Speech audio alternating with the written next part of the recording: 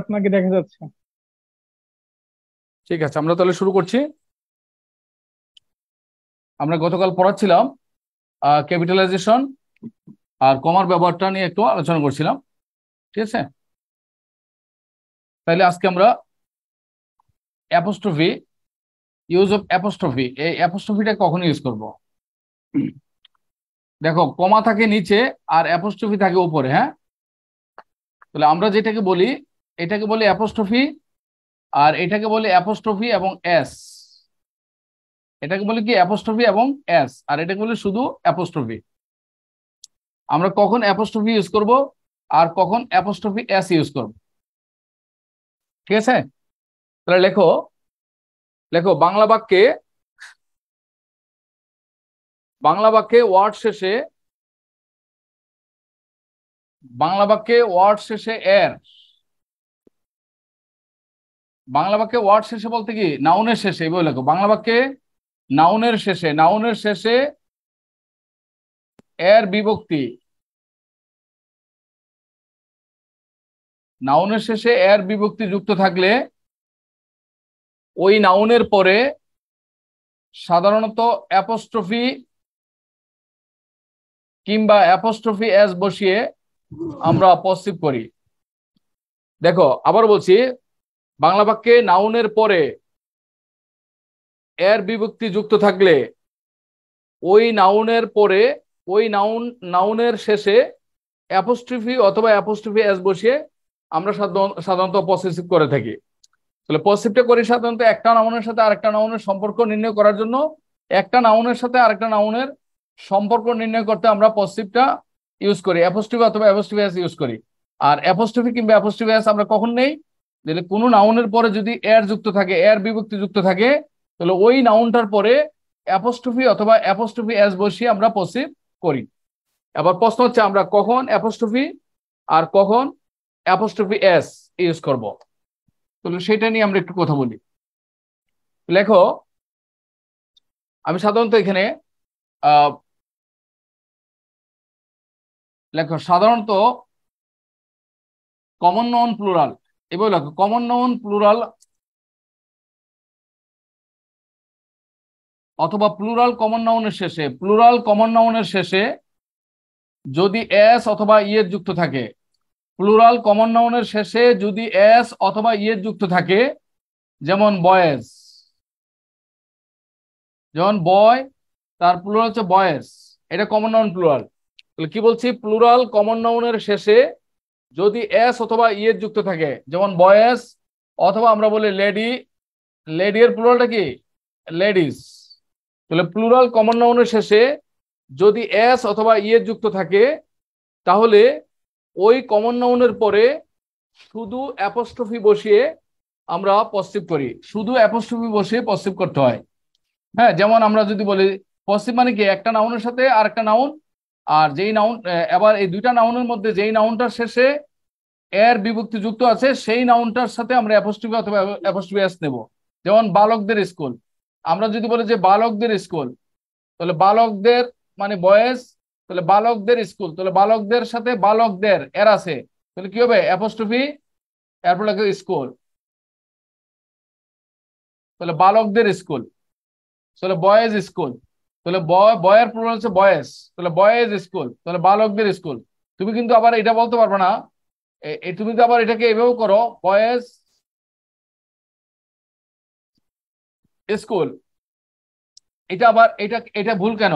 কারণ একটা স্কুল তো আর একজন বালকের জন্য হয় না, একজন বালকের জন্য তো আর একটা স্কুল হয় না। তাহলে বালকদের স্কুল, বালকের স্কুল নয়, বালকদের স্কুল। এই কারণে আনসারটা হচ্ছে এইটা। তাহলে তাহলে মূল কথা কি দাঁড়াচ্ছে, যে প্লুরাল কমন নাউনের পরে যদি এস অথবা ইএস থাকে, তাহলে ওই কমন নাউনের শেষে শুধু অ্যাপোস্ট্রফি বসিয়ে, শুধু অ্যাপোস্ট্রফি বসিয়ে পসেসিভ করতে হবে, শুধু অ্যাপোস্ট্রফি বসিয়ে পসেসিভ করতে হবে। আমরা আরো কতগুলো এক্সাম্পল দিচ্ছি, লক্ষ্য করো। যেমন লেডিস, লেডিস ক্লাব, দেখো লেডিস ক্লাব, ঠিক আছে, মহিলাদের ক্লাব লেডিস ক্লাব, কিংবা আমরা বলি লেডিস হোস্টেল, লেডিস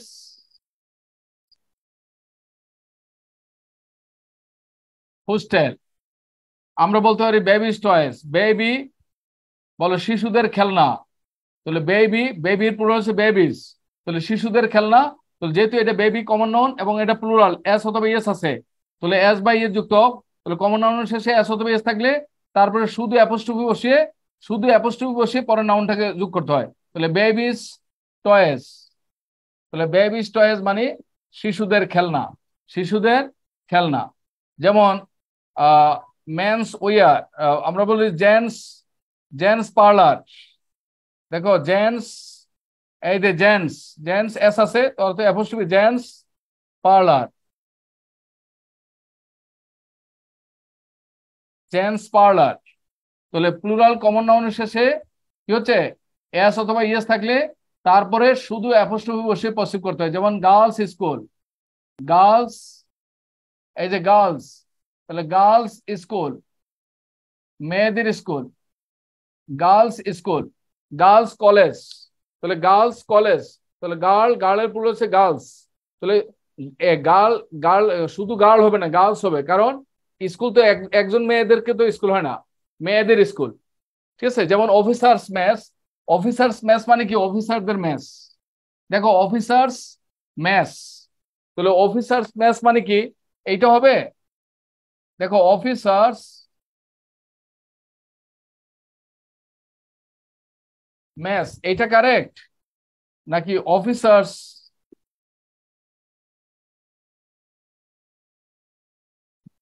মেস, কোনটা কারেক্ট? তাহলে কারেক্ট হচ্ছে এটা, এটা ভুল, কারণ একটা মেস একজন অফিসারের জন্য হয় না, অফিসারদের জন্য মেস। অফিসার্স মেস মানে কি a mess for officers, officers mess মানে কি a mess for officers. A girls school, that is a school for girls. A boys school, school for boys. ঠিক আছে, ইত্যাদি। হ্যাঁ, হ্যাঁ। এখন যদি একজনের জন্য যদি হয় তাহলে অ্যাপোস্ট্রফি এস লাগবে। যেমন করিমের বই, করিমের ভাই, তাহলে এটা তো আর করিমটা তো আর কমন নাউন না, তাহলে এটা প্রপার নাউন। তাহলে করিম, তাহলে করিমের ভাই, মনে করো করিম, তখন আবার অ্যাপোস্ট্রফি সিঙ্গুলার, নাউনটা যদি সিঙ্গুলার হয়, নাউনটা যদি সিঙ্গুলার হয় তো তারপরে সাধারণত অ্যাপোস্ট্রফি এবং এস বসিয়ে পসিভ করতে হয়। আমরা ধরে নিচ্ছি এটা তোমরা পারো, এই জন্য আমি এটাতে যাই নাই, কারণ আমি কাজ করছি এটা নিয়ে, কারণ এটা তোমার সবাই পারবে, কিন্তু এইটাতে ভুল করার সম্ভাবনা বেশি। হ্যাঁ, তাহলে করিমস ব্রাদার, ঠিক আছে, হ্যাঁ, ইত্যাদি। হ্যাঁ, তাহলে কি দাঁড়াচ্ছে, আমি যেটা বলছি আগে সেটা বুঝো, তুমি কি প্রশ্ন করতে পারো সেটা আমার জানা আছে। আহ, আমার প্রশ্ন হচ্ছে যে কমন নাউন, প্লুরাল কমন নাউনের পরে যদি এস অথবা ইএস থাকে, তাহলে ওই কমন নাউনের শেষে শুধু অ্যাপোস্ট্রফি বসিয়ে পসেসিভ করতে হবে। ঠিক আছে, এটা অবশ্যই জানতে হবে, এটাতে লেখালেখির মধ্যে এটা দরকার আছে। এবার প্রশ্ন হচ্ছে আমরা অ্যাপোস্ট্রফি এবং এস কখন ইউজ করব।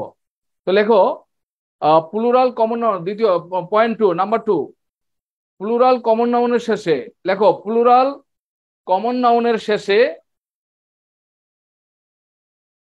যদি এস অথবা ইএস না থাকে, প্লুরাল কমন নাউনের শেষে যদি এস অথবা ইএস না থাকে, তাহলে তারপরে অ্যাপোস্ট্রফি এবং এস, অ্যাপোস্ট্রফি তারপরে অ্যাপোস্ট্রফি এবং এস বসিয়ে পসিভ করতে হয়। তাহলে কি বলছি, প্লুরাল, বলো প্লুরাল নাউনের পরে, আবার বলছি প্লুরাল নাউনের পরে যদি এস বা ইএস না থাকে, তাহলে ওই নাউনের শেষে অ্যাপোস্ট্রফি এবং এস বসিয়ে পসিভ করতে হয়। আবার বলছি প্লুরাল নাউনের পরে, প্লুরাল নাউনের পরে যদি এস অথবা ইএস না থাকে, তাহলে ওই নাউনের শেষে অ্যাপোস্ট্রফি এবং এস বসিয়ে পসিভ করতে হবে। যেমন, যেমন দেখো এই যে ম্যানের প্লুরাল কি ম্যান, তাহলে মেন্স, দেখো মেন্স পার্লার,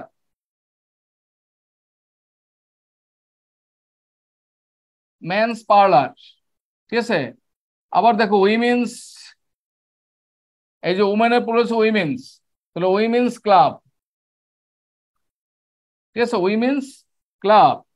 আবার দেখো যদি বলি আমরা উইমেন্স ক্লাব, আমরা বলতে পারি যেমন চিলড্রেন্স পার্ক, চাইল্ড, চাইল্ডের প্লুরাল হচ্ছে চিলড্রেন, তাহলে চিলড্রেন এটা প্লুরাল, তারপরে এসবিএস নাই, যেহেতু চিলড্রেন কথাটা প্লুরাল তারপরে এসবিএস নাই, তাহলে এটা পসিভ করতে কি লাগবে? অ্যাপোস্ট্রফি, অ্যাপোস্ট্রফি লাগবে এবং এসও লাগবে। তাহলে চিলড্রেন্স পার্ক, চিলড্রেন্স পার্ক, ঠিক আছে। যেমন আমরা বলি গণপ্রজাতন্ত্রী বাংলাদেশ, তাহলে পিপলস, এই যে পিপল শব্দটা অলওয়েজ প্লুরাল, তাহলে পিপল যেহেতু অলওয়েজ প্লুরাল তাহলে তারপরে অ্যাপোস্ট্রফি এবং এস লাগবে, people's Republic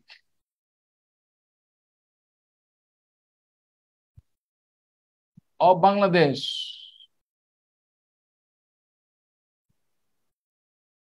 people's republic of Bangladesh.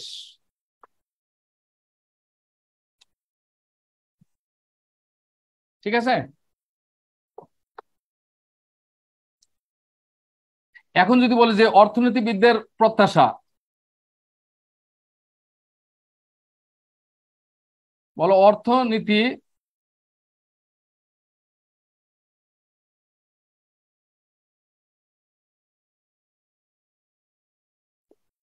অর্থনীতিবিদদের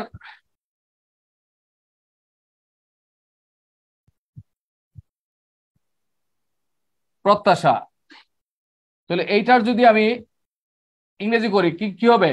তাহলে এইটা একটা নাউন, এটা একটা নাউন, তাহলে এই নাউনটার শেষে অর্থনীতিবিদদের এর আছে, তাহলে এইটার শেষে আমরা অ্যাপোস্ট্রফি অথবা অ্যাপোস্ট্রফি দেব। অর্থনীতিবিদ ইংরেজি কি?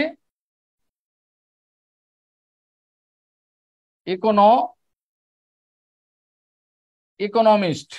এখন ইকোনমিস্ট অর্থনীতিবিদদের, তাহলে এটা প্লুরাল, তাহলে কি হবে? ইকোনমিস্ট। তাহলে এটার সাথে পসিভ করতে হলে কি করতে হবে? ইকোনমিস্ট এস আছে, তাহলে আমি শুধু অ্যাপোস্ট্রফি নেব। ইকোনমিস্ট, বলো প্রত্যাশা মানে এক্সপেকটেশনস,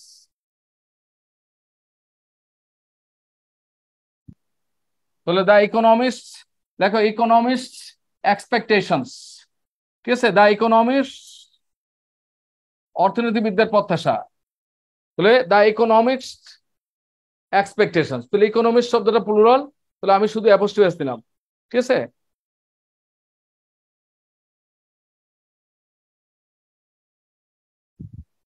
সবাই শুনতে পাচ্ছ, বুঝতে পারছো কি? সবাই কি বুঝতে পারছো, শুনতে পাচ্ছ? জি স্যার। ওকে, জি আমি স্যার। যেটুকু বলেছি এটুকু বোঝা যাচ্ছে? জি স্যার। Okay. তাহলে আমি তাহলে এখান থেকে লেখালেখির ক্ষেত্রে এটা কি পারা যাবে? ভুল জি হবে না তো স্যার, আশা করছি, নাকি? পারা যাবে। জি স্যার, পারা যাবে ইনশাআল্লাহ। এবার আসো প্রপার নাউনের ক্ষেত্রে কি হবে। তো লেখো প্রপার নাউনের শেষে, লেখো প্রপার নাউনের শেষে, পরের পয়েন্ট, প্রপার নাউনের শেষে যদি এস অথবা ইএস থাকে, প্রপার নাউনের শেষে যদি এস অথবা ইএস থাকে, প্রপার নাউনের শেষে যদি এস অথবা ইএস থাকে, ঠিক আছে, তারপরে, তারপরে অ্যাপোস্ট্রফি, তারপরে শুধু অ্যাপোস্ট্রফি, অ্যাপোস্ট্রফি অথবা অ্যাপোস্ট্রফি এস বসিয়ে পসিভ করা যায়। দেখো প্রপার নাউনের শেষে যদি এস অথবা ইএস থাকে তাহলে তারপরে কি শুধু অ্যাপোস্ট্রফি অথবা অ্যাপোস্ট্রফি এস উভয়ের সাহায্যে পসিভ করা যাবে। তাহলে প্রপার নাউনের শেষে যদি এস অথবা ইএস থাকে তাহলে ওই প্রপার নাউনের পরে শুধু অ্যাপোস্ট্রফি অথবা অ্যাপোস্ট্রফি এবং এস বসিয়ে পসিভ করা যাবে। যেমন মনে করো কিডস, জন কিডস, তাহলে কিডস, তাহলে কিডস এর পরে এস আছে, তাহলে এটা একটা proper noun Keats, John Keats, তাহলে এটা প্রপার নাউন। তাহলে কিডস এর কবিতা, তাহলে কিডস এর কবিতা, তাহলে কিডস এর সাথে এর আছে, তাহলে ইংলিশটা কি? কিডস এর কবিতা ইংরেজি কি? তাহলে Keats poetry, Keats poetry correct, অথবা বলো কিডস পোয়েট্রি, বলো এইটাও কারেক্ট, তাহলে এইটাও কারেক্ট, এইটাও কারেক্ট।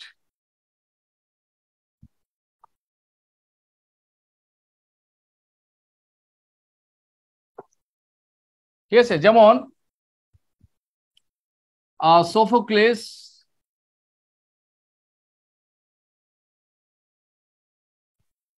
সোফোক্লেস মনে করো ড্রামা, তাহলে কারেক্ট, অথবা সোফো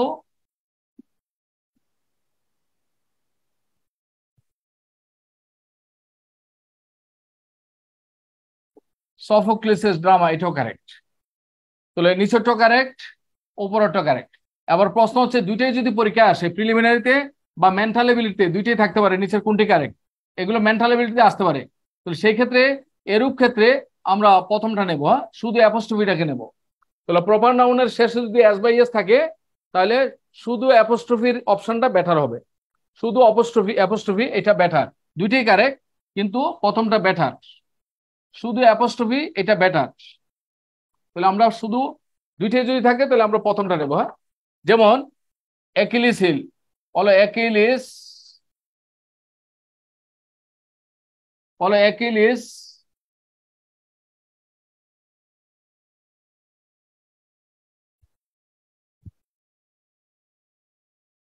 অ্যাকিলিস হিল,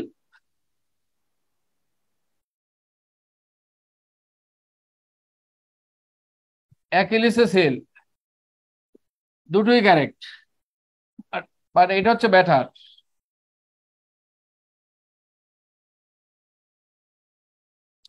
আমরা আশা করছি বুঝতে পারছো।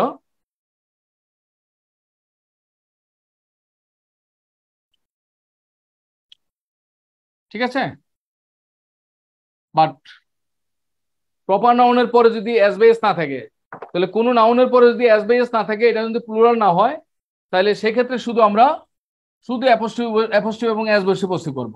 নাউনটা যদি সিঙ্গুলার থাকে, এটা যদি প্রপার নাউনের পরে এস অথবা এস না থাকলে, অথবা কমন নাউনটা যদি প্লুরাল না হয়, তাহলে আমরা কি করব, যে কোনো নাউনের পরে সিঙ্গুলার হলে এটার সাথে আমরা ওই নাউন প্লাস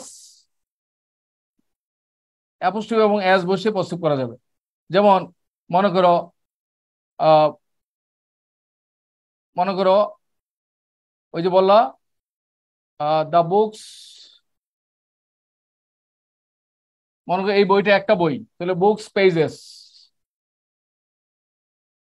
ঠিক আছে, দ্য বুকস পেজেস, বইয়ের পৃষ্ঠাগুলো, হ্যাঁ। সাধারণত বস্তুবাচক হলে সাধারণত আমরা অফের সাহায্যে করি। যেমন আমরা বলতে পারি এইভাবে, মনে করো ডিউটিস কল, যেমন মনে করো ডিউটিস কল, হ্যাঁ, এট ডিউটিস কল, কর্তব্যের আহ্বানে। তাহলে নাউনটা সিঙ্গুলার, তাহলে সিঙ্গুলার নাউনের পরে এস বি এস না থাকলে অ্যাপোস্ট্রফি এবং এস বসে প্রস্তুত করতে হয়। নাউনটা যদি সিঙ্গুলার হয়, তাহলে এট ডিউটিস কল, মনে করো সমুদ্রের গর্জনে, ঠিক আছে, দা ওশেন্স, মনে করো দা ওশেন্স,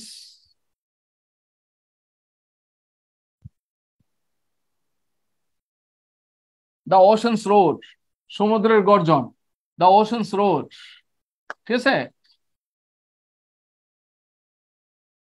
হ্যাঁ। তো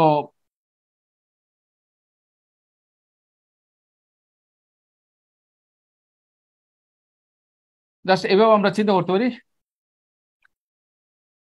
এবার আসো, যদি নাউনের পরিবর্তে আমরা যদি প্রনাউন হয় কিংবা ভার্ব হয়, সেটাকে আমরা অ্যাপোস্ট্রফি ইউজ করবো কিভাবে? ভার্বের ক্ষেত্রে কিংবা প্রনাউনের ক্ষেত্রে অ্যাপোস্ট্রফিটা কিভাবে ইউজ করবা? যেমন দেখো, আই এর সাথে যদি তুমি অ্যাপোস্ট্রফি ইউজ করো, সংক্ষেপ করলে কিভাবে? যেমন আইল, আইল মানে কি? আই অ্যাপোস্ট্রফি আইল, আইল মানে আই উইল, অথবা আই শ্যাল। আইল যদি বলছি ইউ উইল, বলে ইউল, ইউল মানে ইউ, ইউইল। ওকে, যদি আবার হয় যেমন হিজ, হিজ মানে হি ইজ, অথবা হি ওয়াজ, কখনো কখনো হি হ্যাজ, তাহলে হিজ। তাহলে শিজ, শিজ মানে she, she is, she was, she has. আমরা যদি বলি ইটস, ইটস মানে ইট ইজ, ইটস মানে ইট ওয়াজ, ইটস মানে ইট হ্যাজ, তাহলে ইটস, ঠিক আছে।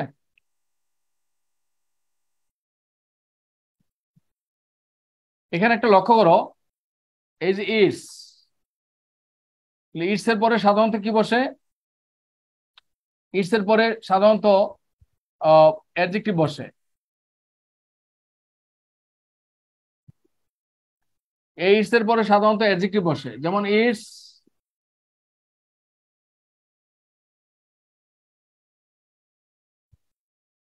বলে ইটস বিউটিফুল, ঠিক আছে, ইটস বিউটিফুল। আর আর এই ইটস এর পরে সাধারণত নাউন বসে। এইটস এর পরে কি বসে? নাউন বসে। যেমন যেমন ইটস বিউটি,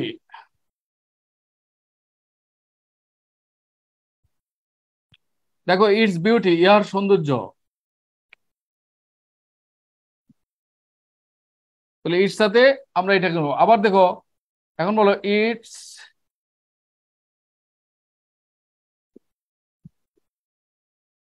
ইটস রেইনিং, কথাটা ভুল, বলতে হবে it's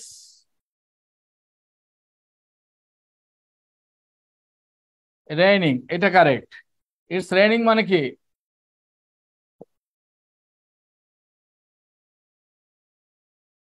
it is raining.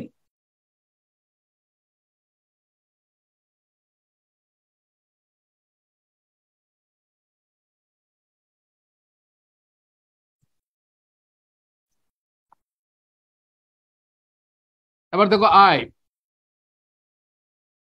I মানে আই হ্যাভ, আমি দেবো আইট, আইট মানে আই উড, অথবা আই হ্যাড, ঠিক আছে। আর জাস্ট এইভাবে তুমি চিন্তা করো, যেমন মনে করো দেব, দেব মানে দে হ্যাভ।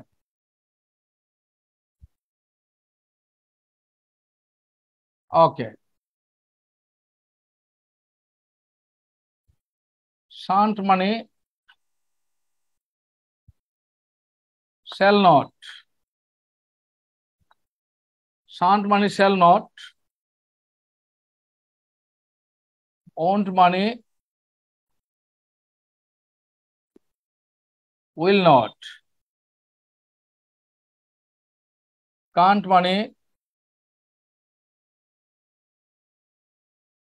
ক্যানট। ক্যান এবং নট একসাথে বসে।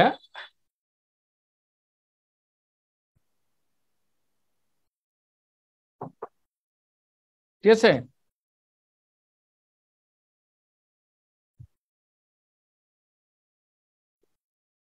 লেটস মানে লেটাস। নেয়ার মানে নেভার। এয়ার মানে এভার।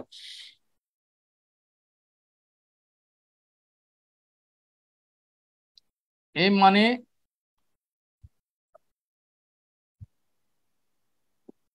ড্যাম।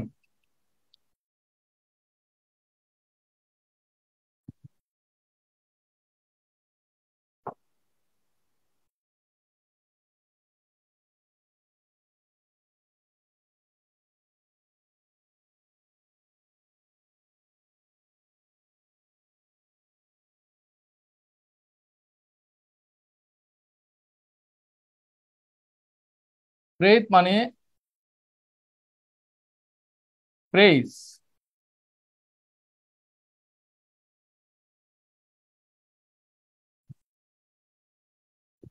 হি প্রেইথ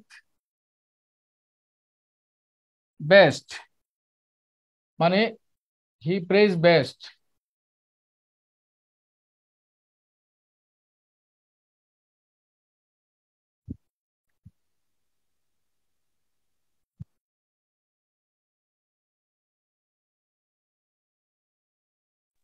কম্প্রিহেনশনে এই ধরনের সংক্ষিপ্ত ইয়েগুলো ব্যবহার করা হইতে পারে।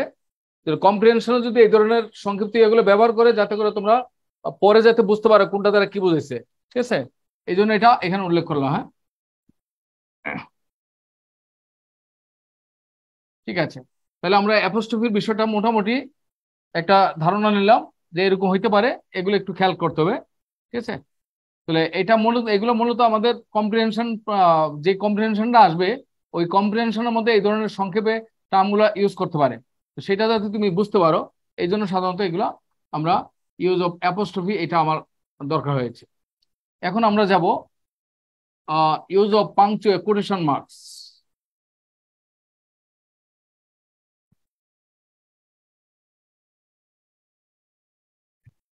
Use of sir, quotation marks.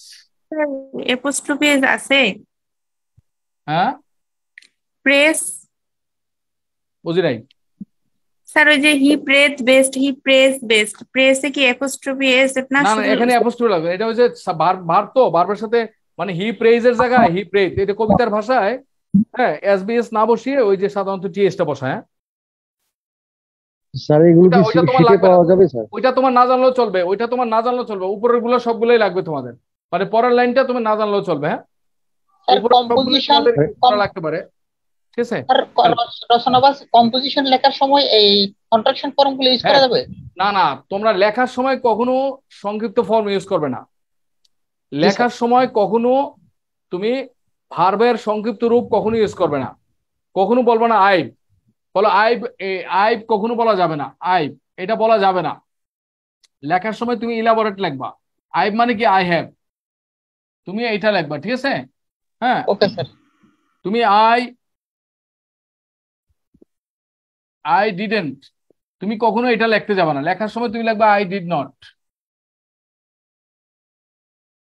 ঠিক আছে, আই কান্ট, তুমি এটা লেখার সময় এভাবে লিখবা না, তুমি লিখবা আই ক্যানট।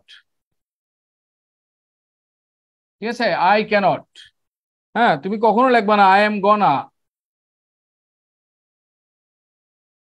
আই এম গনা কখনো লিখবা না, লিখবা I am going to.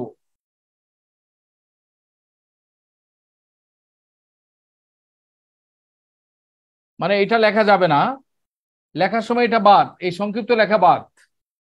But এটা আমরা দিয়েছি এই কারণে, এটা কম্প্রিহেনশনটা যখন আসবে তখন কম্প্রিহেনশনের মধ্যে এই ধরনের ইয়েগুলো দেখলে তুমি যাতে সহজে বুঝতে পারো এটা দ্বারা, এটা দ্বারা কি বুঝেছে, এটা দ্বারা বোঝার জন্য দিয়েছি। স্যার এগুলোর জন্য কি শীট দিবেন স্যার? হ্যাঁ, এইগুলো কি শীটে পাওয়া যাবে স্যার? কোথায় কোথায়? শীট স্যার, আমাদের যে ওই যে কিছু শীট দেওয়া হয়, শীটে কি এগুলো থাকবে স্যার? আমি বাবা আমি শীট দিয়ে পড়ানো লাগে না, তুমি আমার ক্লাস করো, যারা আমাদের যারা বসে আছে যে ওই যে কপি পেস্ট করবে, ঠিক আছে, খুব টেনশনে নাকে তেল দিয়ে মানে বসে আছে, অসুবিধা নাই, মানে আইসে মানে ভিডিওটা দেখে শিখে ফেলবো, তাই না? ভিডিওটা দেখে যদি এভাবে কেউ শিখে ফেলতে পারতো তাহলে লক্ষ লক্ষ লোক ইংরেজিতে পণ্ডিত হয়ে যেত। হ্যাঁ, ঠিক আছে, সামনে থেকে ইংরেজি শিখতে পারে না আর এইভাবে দেখে দেখে ভিডিও দেখা ইয়ে দেখে ইংরেজি শিখে ফেলবে, এটা তো হয় না, এটা উচিত না। হ্যাঁ, আর আমার শীট দেওয়া লাগে না, তুমি শীটের আমার তুমি আমার কথাগুলো ফলো করো। হ্যাঁ, আমার শীট দেওয়া লাগে না, আর আমি শীট দিয়ে পড়ানোর দরকার হয় না। ঠিক আছে, আমি যেটা পড়াই সেটা একদম পারফেক্টলি পড়াই, আমার এই লেখাটাই শীট, আমি যা বলতেছি এটাই শীট। ঠিক আছে, এই লেখাগুলোই তোমার পুরোপুরি কাজে লাগবে। আমি যেমন ক্যাপিটালাইজেশন যা লিখে দিয়েছি, এটা বইয়ে যা আছে তাই তোমাকে দিয়েছি, সব খুঁজে আমি তোমাকে সম্পূর্ণ ইয়ে দিয়েছি, তোমার আর শীটের দরকার কি? ঠিক আছে, জি স্যার, জি স্যার। ওকে, শীটের কালচারটা থেকে বেরিয়ে আসো, শীট লাগে না, শীটের কোনো দরকার নেই। হ্যাঁ? তোমাকে জি যেটা বলেছি তুমি বলতে পারো স্যার আমি কোথা থেকে পড়বো, কি পড়বো। যেমন বকোলরির ব্যাপারে আমি অলরেডি বকোলরি বলে দিয়েছি, তুমি ওয়ার্ড ফরমেশন, সিনোনিম, অ্যান্টোনিম আর পারলে পাসওয়ার্ড ওই জায়গাটাতে একটু ফোকাস করো। হ্যাঁ, তাইলে মোটামুটি ওয়ার্ড স্টকটা বেড়ে যাবে, এবং ওখানে ওই বকোলরি থেকে তোমার যেহেতু 30 নাম্বার থাকবে ওইটা তোমার লাগবে। হ্যাঁ, আর এখানে যে টপিকটা বলেছি জি স্যার। এই টপিকটা থেকে 35তম বিসিএসে 10 নাম্বার ছিল, এই টপিক থেকে 35 নাম্বার বিসিএসে ক্যাপিটালাইজেশন, কমার ব্যবহার, অ্যাপোস্ট্রফি ব্যবহার এবং কোটেশন মার্কসের ব্যবহার, এই টপিকের উপর 10 নাম্বার ছিল 35তম বিসিএসে। তো শুধু এখন পরীক্ষা আসতেছে মনে করো বকোলরি, এখন বকোলরি মনে করো 35তম, 36তম, 37তম বিসিএসে গ্রামার রিলেটেড প্রশ্ন আসছে, যেমন তোমার জয়নিং সেন্টেন্স থেকে প্রশ্ন আসছে, পাংচুয়েশন থেকে প্রশ্ন আসছে। ঠিক আছে, এই প্রশ্নগুলা ওখানে ছিল 35তম বিসিএসে। এখন 35, 36, 37তম ছিল, এরপরে আসে নাই। এখন আবার হঠাৎ করে কখন চলে আসে তুমি তো এটা বলতে পারছো না, তাই না? যেহেতু লেখা হয়েছে গ্রামার 30 নাম্বার, তার মানে এখন আসতেছে ভোকাবুলারি থেকে, বাট যে কোনো সময় গ্রামার পার্ট থেকে প্রশ্ন চলে আসতে পারে। এবং গ্রামার থেকে প্রশ্ন যেগুলো আসবে সেগুলো আমি বলে দিয়েছি যে আমার প্রথম ক্লাসে, যে কোন কোন জিনিসগুলো থেকে প্রশ্ন আসবে। সেটা প্রশ্ন আসবে তোমার গ্রামারের, যেমন জয়েনিং সেন্টেন্স, ওই কোটেশন মার্কস, পাংচুয়েশনস, ক্যাপিটালাইজেশন, তারপরে তোমার সেন্টেন্স ব্রেকডাউন, এই টপিকগুলো গ্রামার রিলেটেড পড়তে হবে। আর vocabulary synonym, antonym, word formation, হ্যাঁ, এই টপিকগুলো তোমাকে পড়তে হবে। সেন্টেন্স মেকিং, এই টপিকগুলো পড়লে মোটামুটি গ্রামারের 30 নাম্বারের মধ্যে যে দিক দিয়ে প্রশ্ন আসুক তুমি কমন পাবা। ঠিক আছে? তাহলে তোমার কমন, অবশ্যই কমন পাইতে হবে, কমন না পেলে তুমি বিপদে পড়ে যাবা। কারণ এখানে 30 নাম্বারের মধ্যে যদি ভালো না করতে পারো তাহলে অবশ্যই অবশ্যই বিপদ আছে। হ্যাঁ, তুমি রচনা লেখা তুমি কখনোই বেশি নাম্বার পাবা না। যদি গ্রামারে খারাপ করো, কম্প্রিহেনশনে, কোশ্চেনে খারাপ করো, ঠিক আছে, ট্রান্সলেশনে খারাপ করো, তাহলে তুমি কখনোই রচনা লিখে বেশি নাম্বার পাবা না। এক্সামিনার তোমার প্রতি মানে খুশি হবে না। ঠিক আছে? মানে প্লিজ থাকবে না। তাহলে এক্সামিনার যদি প্লিজ না থাকে তাহলে তো নাম্বার বেশি পাবা না। তাহলে স্যার কোটেশন আপনার মার্কসটা আমরা ভোকাবুলারি কখন বইটা কি ইউজ করব? ময়মনসিংহ ব্রাঞ্চে পাওয়া যাবে? হ্যাঁ স্যার আপনার ভোকাবুলারি বইটা কি ময়মনসিংহ ব্রাঞ্চে পাওয়া যাবে? হ্যাঁ, বকলের বই তো আছে, ইয়েতে আছে তো, বকলের বই তো তোমার বইয়ের দোকানে আছে তো। স্যার তুমি ব্রাঞ্চে আকন্দ না, লাইব্রেরি লাইব্রেরিতে বা আছে। কলেজ লাইব্রেরি এগুলোতে দেখো, আছে তো। জি স্যার আছে। আচ্ছা ঠিক আছে, ধন্যবাদ স্যার। হ্যাঁ, এটা 2023 সাল দেখে নিও। হ্যাঁ, ঠিক আছে। Okay sir. স্যার নামটা সেকেন্ড একটা যদি আরেকবার বলতেন, বইয়ের এক্সক্লুসিভ নাম। এডিশন লেখা আছে। আচ্ছা ঠিক আছে। আর পড়তে হবে আমরা আগামী ইয়ার মধ্যে আমরা বকলের, অথচ তোমার রচনাবোধ শাসন পাইছো কি তোমরা? জি স্যার। না স্যার। আচ্ছা, রচনা সাজেশন না পেয়ে থাকলে তুমি পেয়ে যাবে, অসুবিধা নেই। এটা গ্রুপে দিয়ে দেওয়া হবে, রচনাগুলো গ্রুপে দিয়ে দেওয়া হবে। 20 থেকে 22টা রচনা এখন থেকে প্র্যাকটিস করা শুরু করো। ঠিক আছে? এখন থেকে প্র্যাকটিস করো। আর প্র্যাকটিস করতে যে মুখস্থ করার দরকার নাই, কিভাবে ইয়ে করবে সেটা বলা হবে। আস্তে আস্তে ইয়ে করো। এখন তো আমাদের জাস্ট এই জিনিসগুলো তোমরা বুঝছো কিনা সেটা দেখো। তোমরা তো অনেকেই, তোমরা তো এখন মনে করো, এই যে মনে করো এই ভিডিও দেওয়ার কারণে তোমরা অনেকেই মনে করতেছো ভিডিও দেখি স্যারের সব দিয়ে করবো। এই যে মনে করো তোমাদের অনেকে বেশি থাকলে এটা ইন্টারাকশনটা বেশি হতো। হ্যাঁ, ইন্টারাকশনটা বেশি হলে কি হতো, তোমাদের সাথে আমার এই যে একটা কমিউনিকেশনের একটা ইয়ে তৈরি হবে, যে তোমরা প্রশ্ন করলে কি কি জায়গায় তোমাদের গ্যাপ আছে এটা জানানো যেত তোমাদেরকে, তোমার শেয়ারিংটা হতো বেশি। কিন্তু তোমাদের এখানে অনেকেই করবে, যেমন মনে করো গতকাল যারা ক্লাস করছো, আজকে হয়তো তাদের মধ্যে কয়জন আছে জানি না, আবার নতুন কয়জন আছে, বা এটা তো বুঝতেছি না। এখন অনলাইনে তো চেহারা দেখা যায় না, তাই না? তো চেহারা দেখা যায় না, যেহেতু আমরা বুঝতে পারছি না যে আসলে কোন স্টুডেন্টরা মানে আমাদেরকে ক্যাচ করতে পারছে বা কেউ পারছে কিনা। তো এখন তো আমরা বলতে গেলে অন্ধকারে আছি, আমি মনে হচ্ছে আর কি। তোমার সাথে তো কমিউনিকেশনটা ওইভাবে গড়ে উঠছে না। তোমরা একটু প্রশ্ন করতে হবে, কোথায় বুঝো নাই বা না বুঝলে একটু প্রশ্ন করতে হবে মাঝে মাঝে। হ্যাঁ জি স্যার, জি স্যার। হ্যাঁ, প্রশ্নটা করলে তাহলে আমার বুঝতে সহজ হবে যে কোথায় তোমাদেরকে আসলে প্রবলেমটা হচ্ছে, আমি কোন কথাটা রিপিট করতে হবে ইত্যাদি। হ্যাঁ হ্যাঁ, মানে ইংলিশে দুর্বল এটা কোনো কথা নাই। আমি দুর্বল বলে কিছু নাই, যেখানে যেখানে বলছি সেখানে সেই জায়গাগুলোতে ফোকাস করতে হবে তোমাদের। ঠিক আছে? আর প্রয়োজনে যদি এইভাবে যদি বা না বুঝে থাকো তাহলে অবশ্যই অবশ্যই আমাকে সরাসরি ফোনে নক করো, অথবা আমার মেসেঞ্জারে নক করো। মেসেঞ্জারে নক করে আমার কোনটা বুঝো নাই আমার সাথে কথা বলতে পারো, কোনো সমস্যা নেই। আমি চেষ্টা করবো তোমাদেরকে হেল্প করার জন্য। হ্যাঁ, আর ইংলিশের রচনার শীট গুলো একটু আর্লি দিয়ে দিলে ভালো আমাদের জন্য। হ্যাঁ, রচনা যখন পড়াবে তখন পেয়ে যাবে। হ্যাঁ, রচনা শীট তো না, রচনা তোমাকে কিছু একটা হয়তো কৌশল শেখানো হবে, ওই কৌশলগুলোই ফলো করবে। ইন্ট্রোডাকশনটা, ডেসক্রিপশনটা, ইন্ট্রোডাকশন আর কনক্লুশনটা মুখস্থ রাখবা, বাকিগুলা মানে প্র্যাকটিসের মধ্যে রাখবা। ঠিক আছে? আসসালামু আলাইকুম স্যার। হ্যাঁ হ্যাঁ, ওয়ালাইকুম সালাম। স্যার ভালো আছেন স্যার? হ্যাঁ ওয়ালাইকুম সালাম, আছি, ভালো আছে। স্যার যে কোনো স্যার আনকমন টপিকস থেকে যদি স্যার কোনো আর্গুমেন্ট আসে স্যার, হ্যাঁ, স্যার সেটা স্যার কিভাবে স্যার করবো স্যার? রচনাতে তো আর্গুমেন্ট আসবে না। মানে স্যার একদম আনকমন টপিক স্যার, যেটা স্যার জানি না কখনো স্যার, এটা কিভাবে শুরু করবো হ্যাঁ, শেষ করবো স্যার? রচনা তো আর্গুমেন্ট আসবে না। আর্গুমেন্টেটিভ রচনা আসলে সেটা বলবো। রচনা সবে একই রকম আসলে, ডিফারেন্স কিছু নাই। রচনাতে আর্গুমেন্টেটিভ আসলো যেটা আসো, সেখানে তোমার ইন্ট্রোডাকশন লাগবে, কনক্লুশন লাগবে। আর আর্গুমেন্টেটিভ রচনা আসলে তুমি ওই ডেসক্রিপশনে যেয়ে মনে করো তুমি পক্ষে আর বিপক্ষে, ঠিক আছে, যেটাকে টপিকটাকে সাপোর্ট করলে তার পক্ষে তুমি 3টা পয়েন্ট লিখলে, তার বিপক্ষে 2টা পয়েন্ট লিখবা। জাস্ট এইটাই হচ্ছে তোমার আর্গুমেন্টেটিভ রচনার বিষয়। হ্যাঁ, স্যার মোটামুটি স্যার কয় পৃষ্ঠা লিখতে হবে স্যার? হ্যাঁ, মোটামুটি স্যার কয় পৃষ্ঠা লিখবো স্যার? যেমন ব্যাংকে স্যার আর্গুমেন্টেটিভ রচনা তো বিসিএস আসবে না, বিসিএস এ আর্গুমেন্টেটিভ রচনা আসবে ব্যাংকের পরীক্ষা বা এটা সেটা।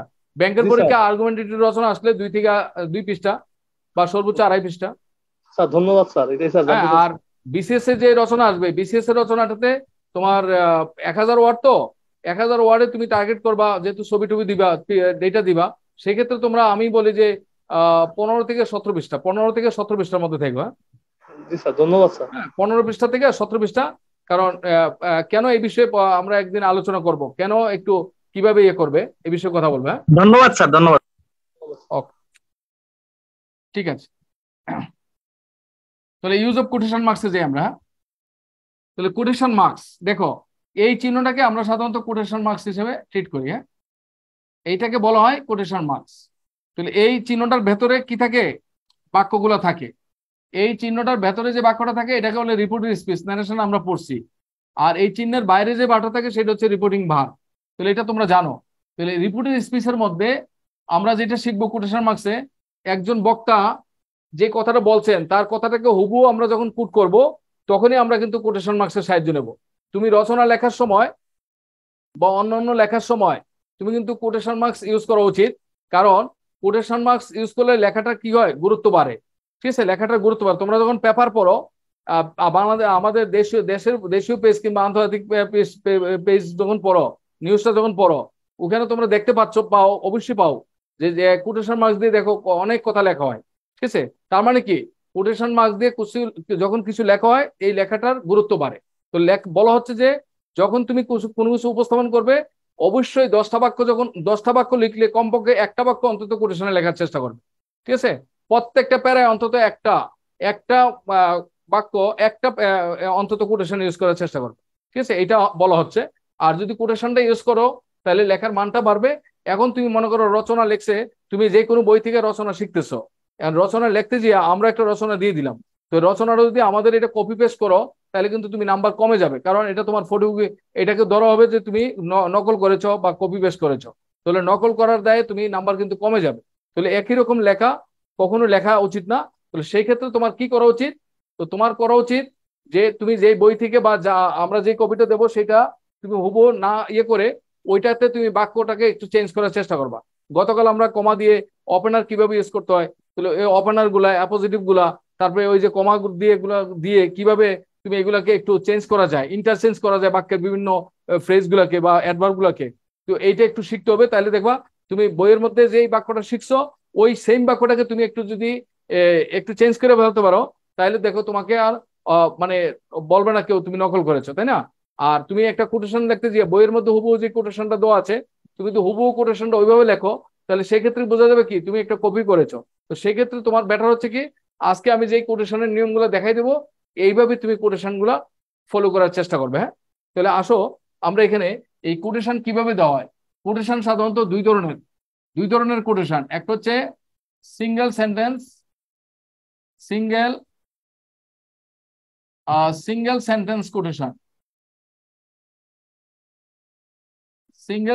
কোটেশন, আরেকটা হচ্ছে ডাবল সেন্টেন্স কোটেশন।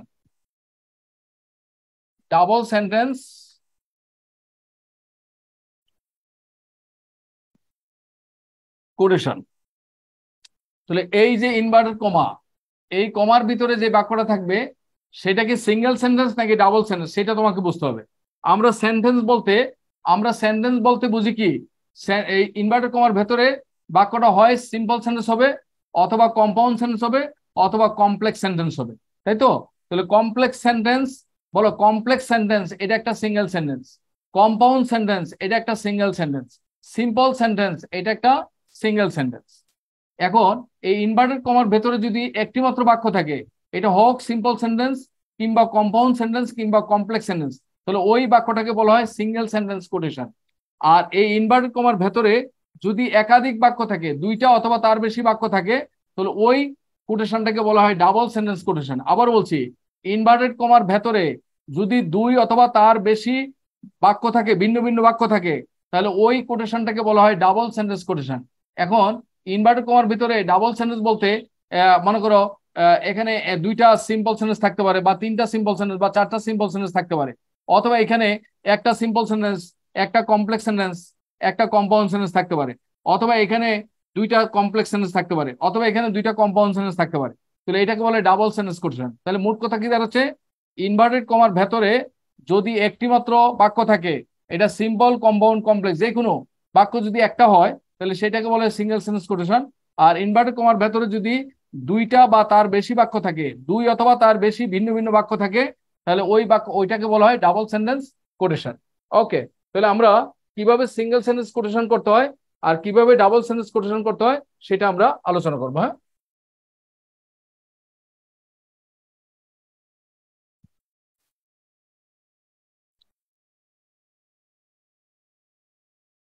লক্ষ্য করো, তো লেখো সিঙ্গেল সেন্টেন্স কোটেশন করার নিয়ম, কোট করার নিয়ম লেখো। সিঙ্গেল সেন্টেন্স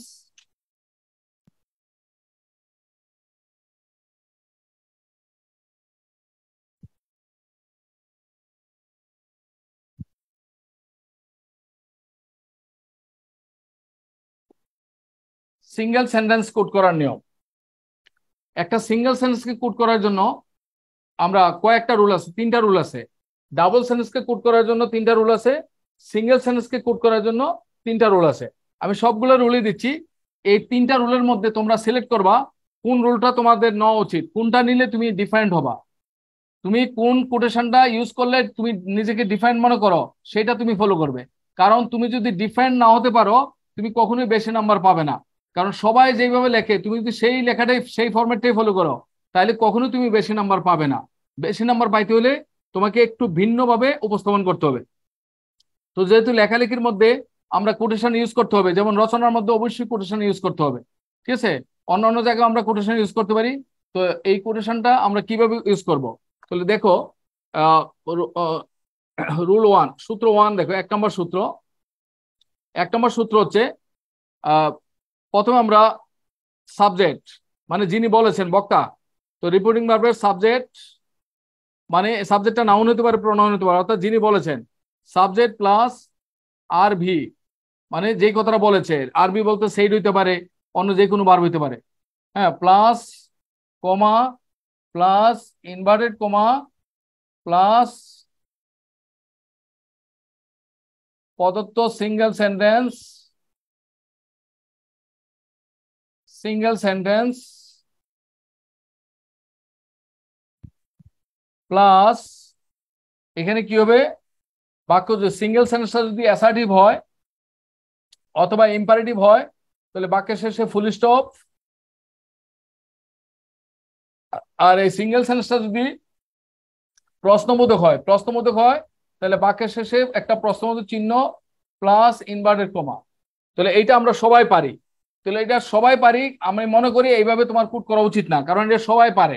এই কোটেশনটা আমরা ন্যারেশনে শিখছি, এইভাবে আমরা কোট করলে বেশি নাম্বার পাবো না। কারণ আমাদের এইটা, আমার এটা সৌন্দর্য, এটা সবাই পারে, অর্থাৎ সবাই যেটা পারে তুমি সেটা দিলে তুমি বেশি নাম্বার পাবে না, দৃষ্টি আকর্ষণ করতে পারবে না। একটা এক্সাম্পল দেই, যেমন যেমন মনে করো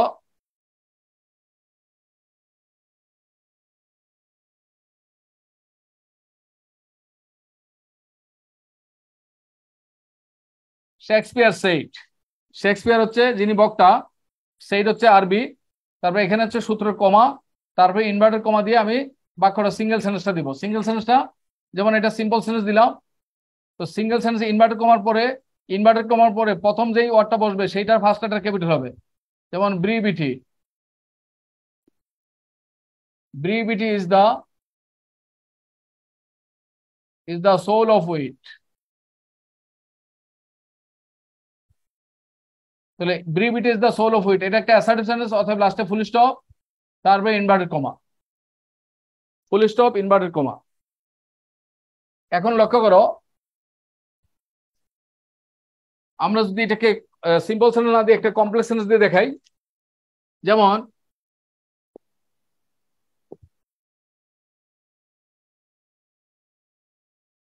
P.B. Shelley said,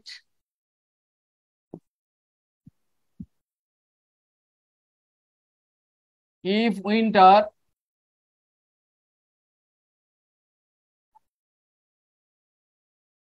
comes,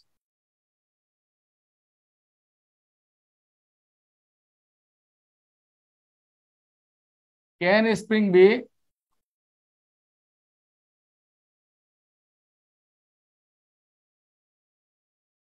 far behind?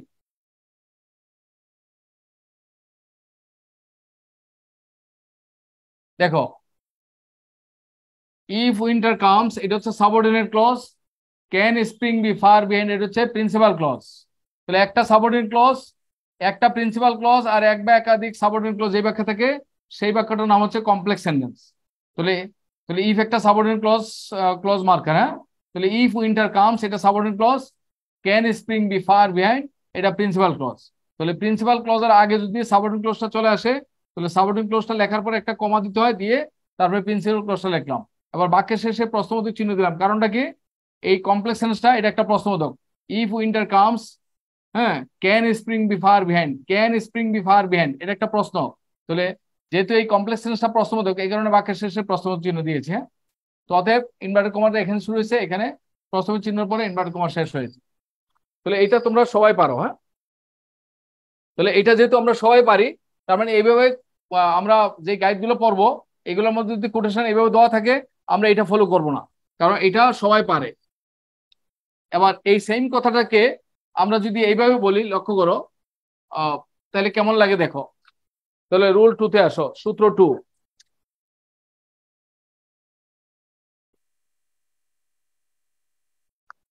যদি এইভাবে হয়, ইনভার্টেড কমা প্লাস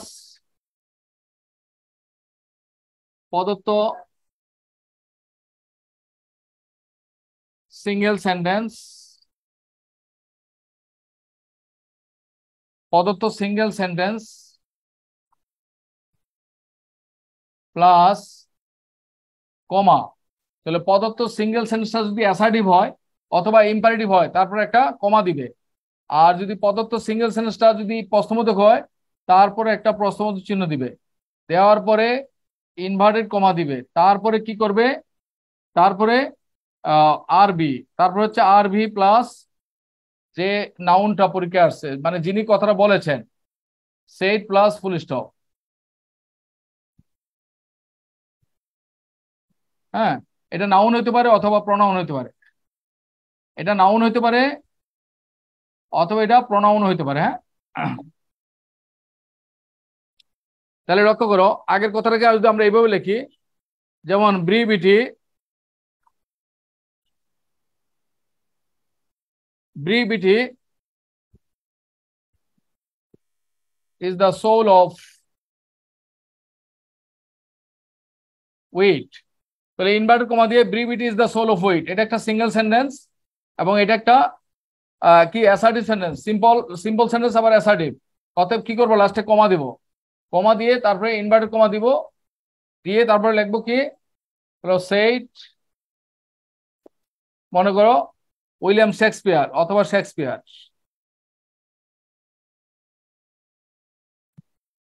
এবার শেক্সপিয়ারের পরে ফুল স্টপ। এবার যদি শেক্সপিয়ারের পরে তুমি কোনো অ্যাপোজিটিভ নিতে চাও, শেক্সপিয়ার, হ্যাঁ, দিয়ে কমা দিয়ে লিখতে পারো, হ্যাঁ, কি one of the greatest playwrights in the, হ্যাঁ, in English literature, in the history of English literature. ওইভাবে তুমি একটা অ্যাপোজিটিভ যোগ করতে পারো, হ্যাঁ। তাহলে এটাকে এইভাবে দিলাম। এবার যদি আমরা আমরা পিবি শেলির বাক্যটাকে নেই, লক্ষ্য করো,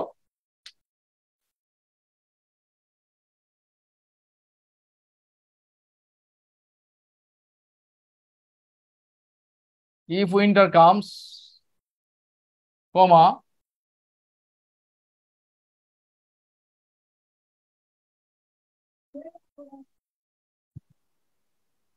can spring be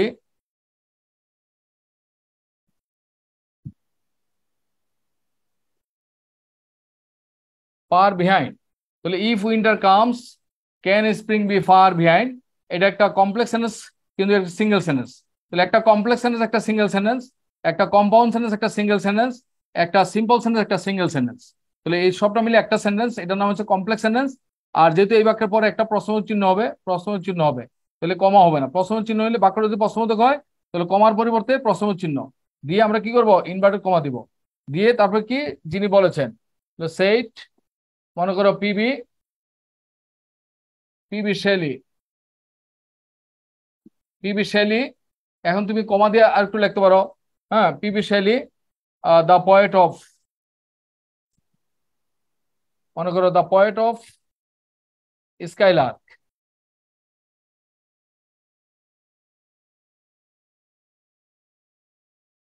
হ্যাঁ, পরকে এইভাবে দিলাম। তো পিবি শেলি তার সম্পর্কে একটা আমি অ্যাপোজিটিভ দিলাম, P B Shelley comma the poet of skylark. তাহলে জাস্ট এইভাবে তুমি কোটেশন দিতে পারো। অথবা একটা কম্পাউন্ড সেন্টেন্স দিয়ে দেখাই, একটা কম্পাউন্ড সেন্টেন্স দেখো,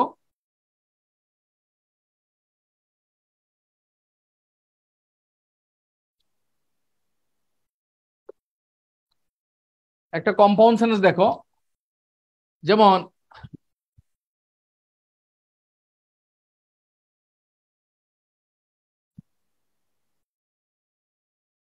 the struggle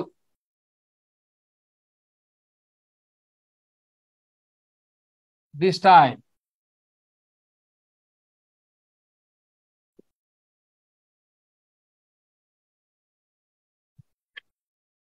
is the struggle for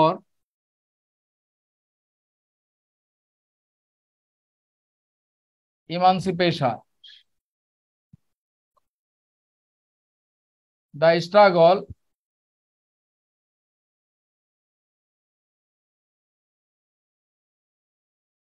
this time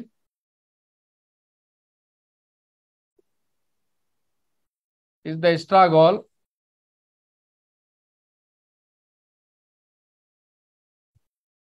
the struggle for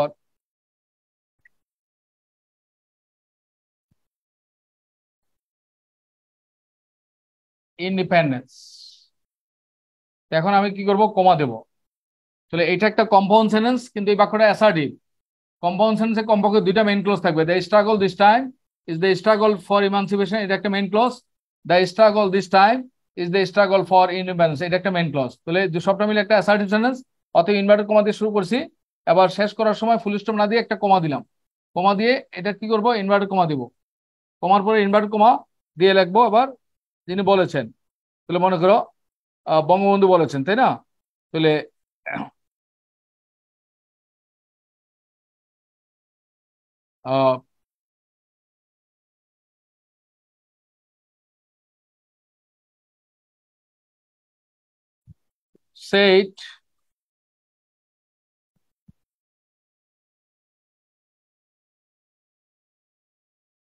said Bangabandhu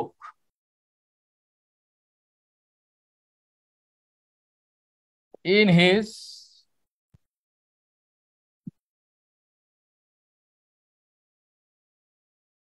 in his 7th March historic speech.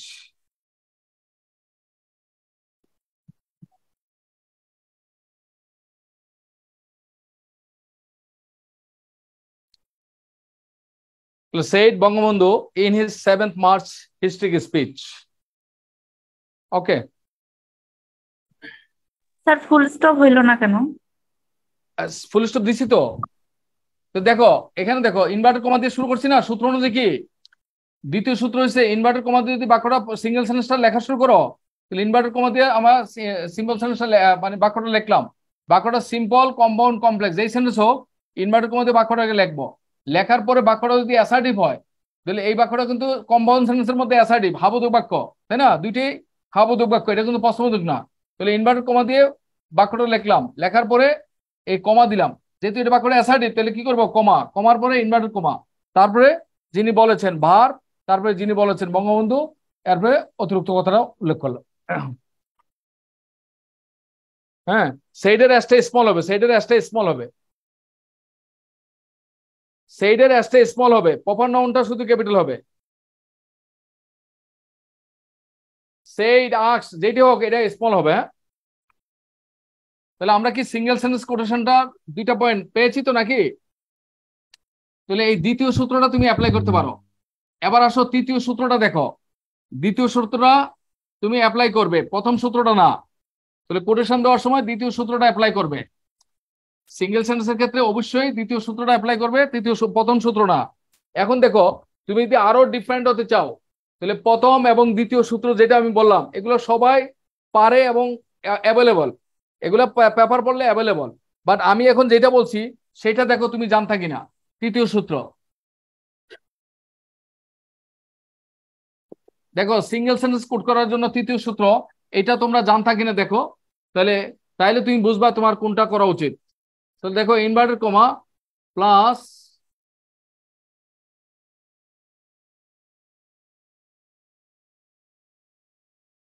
প্রথম অংশ plus comma plus inverted comma plus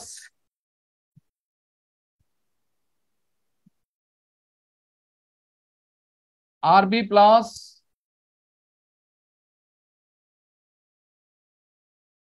noun plus আরবি plus noun plus comma plus inverted comma plus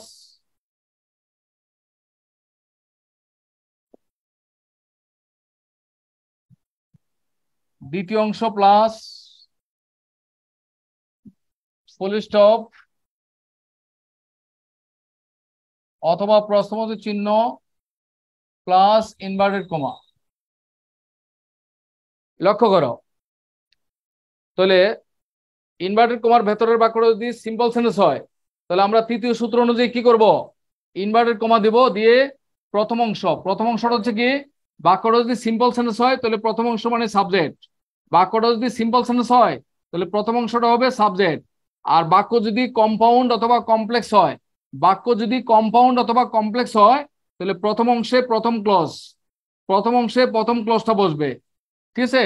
আর simple sentence হলে প্রথম অংশে সাবজেক্টটা বসবে, তারপরে একটা কমা দেব, তারপরে একটা কমা, তারপরে ইনভার্টেড কমা, তারপরে রিপোর্টিং ভার্ব সেইড অথবা যে কিছু একটা, তারপরে যিনি বলেছেন তার নাম, তারপরে হচ্ছে কমা, তারপরে একটা কমা, তারপরে ইনভার্টেড কমা দিয়ে দ্বিতীয় অংশটা এখানে লিখবো। দ্বিতীয় অংশটা লেখার পরে যদি প্রথম অংশ আর দ্বিতীয় অংশ মিলে যদি বাক্যটা অ্যাসার্টিভ হয়, প্রথম অংশ আর দ্বিতীয় অংশ মিলে যদি বাক্যটা অ্যাসার্টিভ হয় তাহলে আমরা কি করব, দ্বিতীয় অংশের পরে ফুল স্টপ দিব। আর প্রথম অংশ দ্বিতীয় অংশ মিলে যদি বাক্যটা প্রশ্নবোধক হয় তাহলে দ্বিতীয় অংশের পরে প্রশ্নবোধক চিহ্ন দেব, দিয়ে আমরা ইনভার্টেড কমা দেব, ঠিক আছে। তাহলে দেখো আমরা প্রথম যে বাক্যটা দিয়েছিলাম শেক্সপিয়ারের সেটা দেখো, সেই অনুযায়ী আমরা এটা অনুযায়ী করি। প্রথমে দিলাম ইনভার্টেড কমা,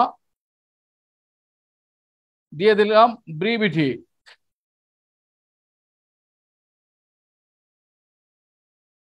ব্রিভিটি কমা, ব্রিভিটি সাবজেক্ট, তাহলে কমা দিলাম, সূত্রের কমা, প্রথম অংশ সূত্রের কমা, তারপরে ইনভার্টেড কমা, তারপরে লিখো, তারপর হচ্ছে কি আরবি মনে করো সেইট, এরপরে যিনি বলেছেন মনে করো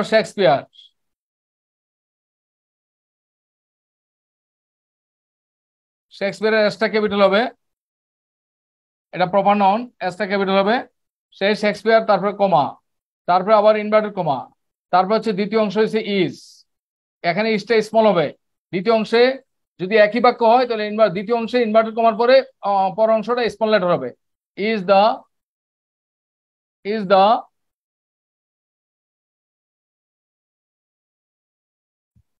সোল অফ উইট, তাহলে প্রথম অংশ আর দ্বিতীয় অংশ মিলে যেহেতু অ্যাসার্টিভ তাহলে এখানে হবে ফুল স্টপ, তারপরে হবে ইনভার্টেড কমা। দেখো একই কথাকে আমরা 3বার লিখলাম, আমরা সূত্র 1 নম্বর, সূত্র 2 এবং সূত্র 3। তাহলে এই বাক্যটা 3 নম্বর সূত্রে কেমন হয়েছে, 2 নম্বর সূত্রটা কেমন হয়েছে, 3 নম্বর সূত্রে আমরা কিভাবে 1 নম্বর সূত্রে কিভাবে উপস্থাপন করলাম তোমরা দেখো তো। Brevity is the soul of wit, এই কথাটাকে আমরা 1 নম্বর সূত্রে যেভাবে উপস্থাপন করেছি কিংবা 2 নম্বর সূত্রে যেভাবে উপস্থাপন করেছি, 3 নম্বর সূত্রে কি এটা একরকম ভাবে আছে নাকি একটু ভিন্ন আছে, নাকি একটু একটু একটু নতুনত্ব আছে কিনা সেটা দেখো। একটু নতুনত্ব কি আছে? নতুনত্ব আছে বাট একটু ডিফিকাল্ট মনে হচ্ছে। হ্যাঁ, এটা ডিফিকাল্ট বলে তো তুমি বেশি নাম্বার পাবা, তাই না? তুমি এটাতে যেতে পারলেই বেশি নাম্বার ইনভার্টেড পাবা। কমার হ্যাঁ স্যার, ইনভার্টেড কমার পরে তো ওই যে ক্যাপিটাল লেটার হবে স্যার, এটা কি হবে না ওই যে হ্যাঁ, ইফের না ক্ষেত্রে? এটা হচ্ছে ইনভার্টার কমার পরে যদি বাক্যটা সিম্পল সেন্টেন্স হয় তাহলে প্রথম ইনভার্টার কমার পরে ক্যাপিটাল লেটার হবে, আর যদি বাক্য যদি একই বাক্য হয় তাহলে দ্বিতীয় ইনভার্টার কমার পরে স্মল লেটার হবে। জি স্যার। আর স্যার ওই যে ইনভার্টার কমা দিয়ে প্রথম অংশ যদি সিম্পল সেন্টেন্স হয় সাবজেক্ট, প্রথম অংশ সাবজেক্ট, আর যদি বাক্য কম্পাউন্ড অথবা কমপ্লেক্স হয় তাহলে প্রথম অংশে প্রথম ক্লজ, তারপরে কমা, তারপরে ইনভার্টার কমা, তারপরে রিপিটিং ভার্ব, তারপরে যিনি বলেছেন তার নাম, তারপরে কমা দিয়ে ইনভার্টার কমার পরে দ্বিতীয় অংশ। এবার প্রথম অংশের প্রথম লেটারটা ক্যাপিটাল হবে, কিন্তু দ্বিতীয় অংশের যদি একই বাক্য হয় দ্বিতীয় অংশের ফার্স্ট লেটার স্মল লেটার হবে। যেহেতু এই প্রথম অংশ আর দ্বিতীয় অংশ মিলে যেহেতু একই বাক্য, অতএব দ্বিতীয় অংশে ইনভার্টেড কমার পরে স্মল লেটার হবে। আর প্রথম অংশ দ্বিতীয় অংশ মিলে যদি অ্যাসার্টিভ হয় বা ইম্পারেটিভ হয় তাহলে ফুল স্টপ হবে, আর প্রথম অংশ দ্বিতীয় অংশ মিলে যদি প্রশ্নবোধক হয় তাহলে প্রশ্নবোধক চিহ্ন হবে, তারপরে ইনভার্টেড কমা হবে। ঠিক আছে, আমরা আরেকটা বাক্য দেখাই। স্যার আমরা আসলে যখন স্যার কোনো রচনা লিখি প্রথমে যখন কোটেশনটা দিই, সেই প্রথম কোটেশনটা কি স্যার এইভাবে দেওয়া যাবে? 100%। এটা দিলে তো তুমি দৃষ্টি আকর্ষণ করতে পারবা। মনে করো তুমি কোটেশন দিয়ে যখন কোনো রচনা লেখবা, ঠিক আছে, তুমি এই কোটেশনটা তো তুমি কি করবে, সবাইকে এইভাবে কোটেশন দিতে পারবে? তুমি যখন একজন বক্তার বক্তব্যকে উপস্থাপন করবা, দেখুন একটা কবিতা না, একজন বক্তার একজন বক্তব্য, ঠিক আছে, যেমন বিশ্ব আবহাওয়া সংস্থা, ঠিক আছে, হ্যাঁ, মেট্রোলজিক্যাল অর্গানাইজেশনের মনে করো প্রধান একটা কথা বলেছেন, তো তাকে কোট করতেছো, তো তার কথাটা কোট করতে যা তুমি চাইলে প্রথম সূত্র অ্যাপ্লাই করতে পারো, দ্বিতীয় সূত্র পারো, এটাও পারবা, তিনটেই কারেক্ট। এবার তুমি হিসাব করতে হবে যে আমি কোনটাতে নেব, কারণ ম্যাক্সিমাম মানুষ প্রথমটা আর দ্বিতীয়টা জানে, তৃতীয়টা জানে না বলে তারা তৃতীয়টা যাচ্ছে না। ঠিক আছে, এখন তোমরা মনে করো এই যে মনে করো তোমরা এখন আমার কথা শুনেও কিন্তু তোমরা বুঝতে কষ্ট হচ্ছে। এখন যারা মনে করো পরে শুধু ভিডিওটা দেখবে তারা তো আর প্রশ্ন করতে পারবে না, তাই না? তখন তো তারা এর মধ্যে যদি বুঝতে পারে ভালো, না বুঝতে পারলে আর কোনো কিছু করেন, ব্যাপারটা এরকম হয়ে যাবে না? স্যার আসসালামু আলাইকুম। হ্যাঁ স্যার যে রিলেটিভ ভার্বের পরে যে নাউন আছে স্যার, ওখানে কি প্রোনাউন ইউজ করা যাবে নাকি শুধুমাত্র নাউন ইউজ করা লাগবে? না, আমি তো এখানে নাউন দিছি, প্রোনাউন হলে প্রোনাউন দিবা। আচ্ছা ঠিক আছে। মনে শি সেড বা সেড হি, এটা সমস্যা না, ভার্বটা পরেও যেতে পারে, নাউনটা আগে আসতে পারে, ভার্বটা পরে যেতে পারে, আগে পরে হইতে পারে, সমস্যা নেই। মানে এখানে ভার্বটা আগে পরে হইতে পারে, হ্যাঁ সমস্যা নেই।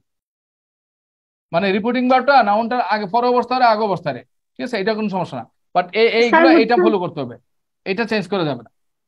যেমন আরেকটা এক্সাম্পল দেখো, আমরা আরেকটা এক্সাম্পল দেই কমপ্লেক্স সেন্টেন্স দিয়ে একটা এক্সাম্পল দেই। যেমন মনে করো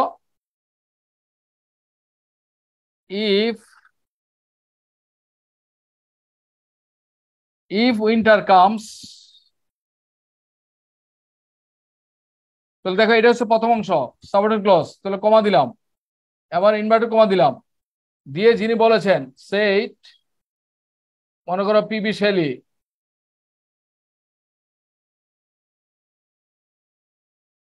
বলেছে,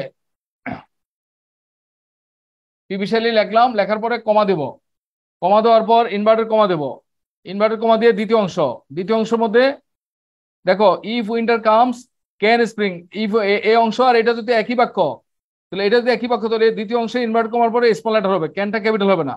এটা যদি একই বাক্য তাহলে এটা স্মল লেটার হবে, তাহলে ক্যান স্প্রিং, তাহলে স্প্রিং এর এসটা ক্যাপিটাল নিতে পারো কারণ এটা প্রপার নাউন, উইন্টারের এসটা ক্যাপিটাল নিতে পারো কারণ এটা একটা proper noun, can spring be far behind, তাহলে এটা একটা প্রশ্নবোধক বাক্য হয়েছে। তাহলে ইফ থেকে শুরু করে এই পর্যন্ত এটা একটা প্রশ্নবোধক বাক্য, কারণ সবটা মিলে একটা প্রশ্ন করছে, অতএব প্রশ্নবোধক চিহ্নটা দিলাম, দিয়ে ইনভার্টেড কমা দিয়ে দেবো, শেষ। দেখো একটু চেঞ্জ আসছে কিনা। হ্যাঁ স্যার রুল 2 তে এখানে ক্যান স্প্রিং এর ক্যানটা কি বড় হাতের হবে না ছোট হাতের হবে স্যার? বুঝি নাই স্যার রুল 2 তে ইফ উইন্টার কামস, হ্যাঁ can spring be far behind, এখানে কি বলছো ক্যানটা স্মল হবে না ক্যাপিটাল হবে?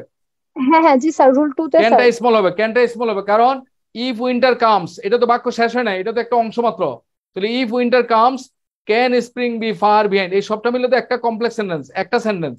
তাহলে একটা সেন্টেন্স হওয়ার কারণে তাহলে এটা কইছে এই প্রথম ইনভার্টেড কমার পরে ক্যাপিটাল লেটার হয়েছে, দ্বিতীয় ইনভার্টেড কমার পরে স্মল লেটার হয়ে যাবে। স্যার দুইটা আলাদা আলাদা বাক্য দিয়ে এই একটু অংশ পরে আর এই অংশ মিলে তো একই বাক্য। যদি ভিন্ন বাক্য হইতো, ভিন্ন বাক্য হইলে এটা ক্যাপিটাল হতো। এইটা যদি একটা নতুন বাক্য হতো, এটা একটা বাক্য, এটা যদি একটা আলাদা বাক্য হতো তাহলে এটা ক্যাপিটাল হতো। কারণ এটা বাক্য, এটা তো বাক্য হয় নাই, এটা তো একটা বাক্যের একটা অংশ। ইফ উইন্টার কামস এটা একটা সাবঅর্ডিনেট ক্লজ, এটা বাক্য না, এটা একটা ক্লজ। স্যার একটু কম্পাউন্ড সেন্টেন্স দেখান তো। হ্যাঁ, তো লেখো কম্পাউন্ড সেন্টেন্স দিয়ে লেখো।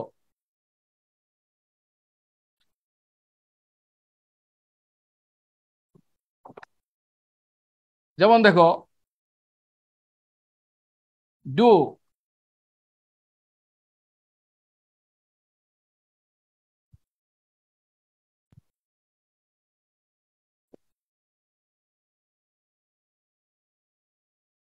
said his teacher, or die.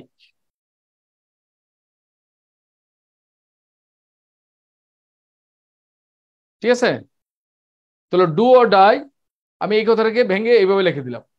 ঠিক আছে, তো এইটা তুমি যদি পারো তাহলে এটাতে নতুনত্ব আনতে পারবা। ঠিক আছে, এটা অনেকে পারবে না। তো এটা হচ্ছে ইংলিশ, যারা ইংলিশ স্টুডেন্ট, যারা লিটারেচার পড়ছে, তারা বিভিন্ন কবি সাহিত্য পড়ছে, তাহলে এগুলো তো তারা দেখতে পায়, তারা পাবে। ঠিক আছে, পেপারে তুমি ইন্টারন্যাশনাল পেপার পড়লে, তুমি নিউ ইয়র্ক টাইমস বা এটা পড়লে তো ওইগুলোর মধ্যে দেখতে পারবে, এগুলো হ্যাঁ অ্যাভেলেবল দেখতে পারবা। কিন্তু বাংলাদেশের পত্রিকা কম দেখতে পারবা। কিন্তু তুমি ওই যে নিউ ইয়র্ক টাইমস, ইকোনমিস্ট অথবা ইংলিশ লিটারেচার, হ্যাঁ নোবেল, এগুলো তো পড়লে দেখবে, এগুলোর মধ্যে দেখতে এগুলো অ্যাভেলেবল আছে। হ্যাঁ, কঠিন স্যার। আমরা এই কোটেশন গুলো কি স্যার এক লাইনে করব নাকি স্যার একটু মানে কোন একটা লাইন লেখার না না, পরে? এটা তো বাক্য বড় ছোটের উপর নির্ভর করছে। তুমি এক লাইনে করতে পারো কথা না, তো বাক্য বড় ছোট হলে তো দ্বিতীয় লাইনে যাইতে পারো তুমি। না স্যার আমি এটা বলিনি স্যার, আমি মনে করেন স্যার কোটেশন দেবো স্যার, আমি একটা সেন্টেন্স কোটেশন দেওয়ার আগে একটা সেন্টেন্স লিখলাম, সেই সেন্টেন্সটা আমি স্টপ হয়ে গেলাম, স্টপ হওয়ার পর যখন কোটেশন সেন্টেন্সটাতে যাবো, আমি কি স্যার ওই লাইনেই থাকবো নাকি স্যার নিচে এসে আরেকটা প্যারা করে ওই কোটেশনটা না, এটা কোটেশন যেহেতু দেখবে একটা সুন্দর করে দিবা না, তুমি নীল গালিতে দিবা কোটেশনটা, কোটেশনটা আলাদা করে নিচে নামে তুমি একটা নীল গালিতে কোটেশনটা দিবা।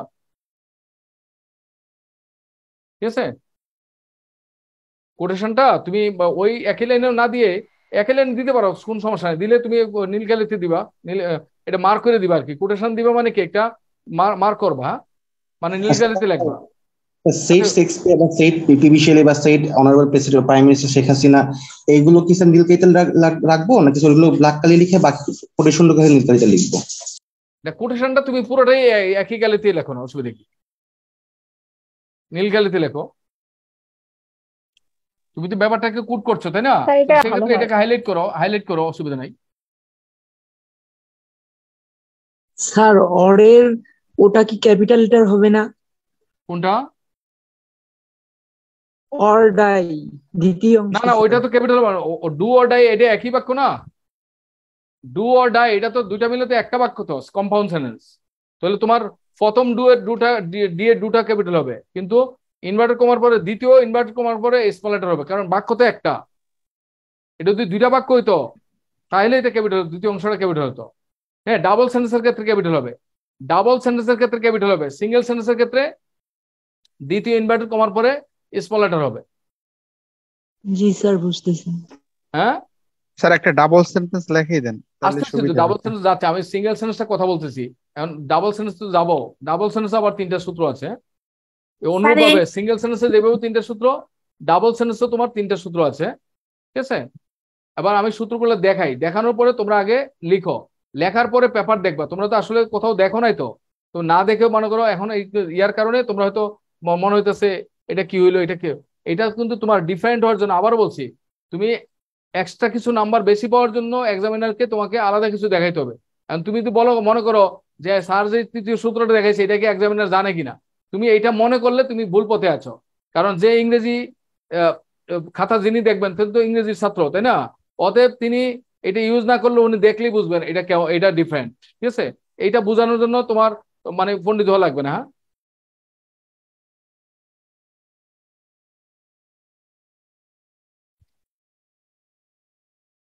এবার ডাবল সেন্টেন্স কোড করার নিয়ম। How to code double sentence, লেখো হাউ টু কোড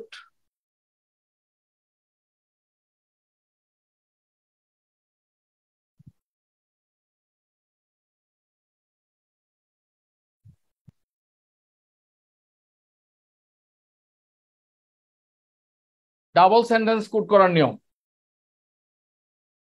তো ডাবল সেন্টেন্স কিভাবে কোড করবে? তো ডাবল সেন্টেন্স কোড করার সূত্র,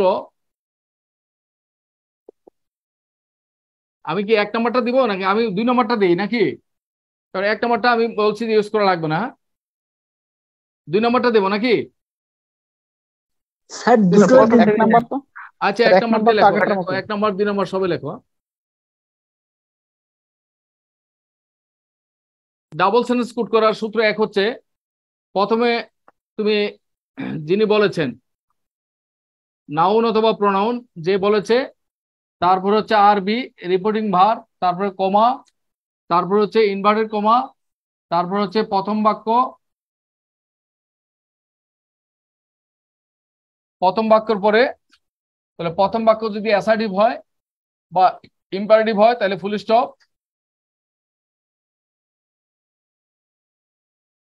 আর প্রথম বাক্য যদি প্রশ্নবোধক হয় তাহলে প্রশ্নবোধক চিহ্ন, তারপর হচ্ছে প্লাস দ্বিতীয় বাক্য, মানে ডাবল সেন্টেন্স যেহেতু তাহলে প্রথম বাক্য লেখার পরে প্রথম বাক্য যদি অ্যাসার্টিভ হয় ফুল স্টপ অথবা প্রশ্নবোধক চিহ্ন, প্রশ্নবোধক হলে প্রশ্নবোধক চিহ্ন দেওয়ার পর আবার দ্বিতীয় বাক্য, ঠিক আছে? দ্বিতীয় বাক্য যদি অ্যাসার্টিভ হয় তাহলে ফুল স্টপ, আর প্রশ্নবোধক হলে প্রশ্নবোধক চিহ্ন, ঠিক আছে? এইভাবে যদি আরো বাক্য থাকে, তৃতীয় বাক্য, মনে করো আরো একটা বাক্য আছে তৃতীয় বাক্য, তো তৃতীয় বাক্য দিবা, দেওয়ার পর যদি তৃতীয় বাক্য অ্যাসার্টিভ হয় তাহলে ফুল স্টপ, যদি প্রশ্নবোধক হয় তাহলে প্রশ্নবোধক চিহ্ন দিবা, দেওয়ার পর ইনভার্টেড কমা দিবা, শেষ। এটা সবাই পারো।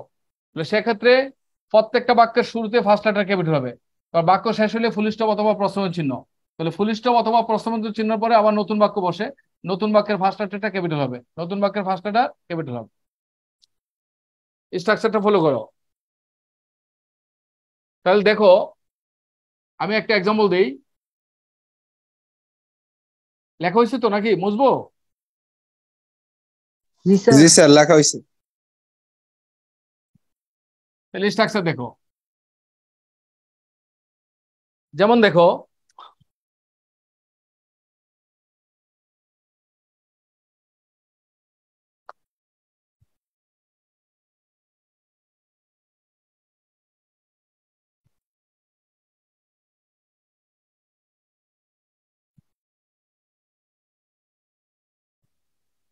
Shakespeare said,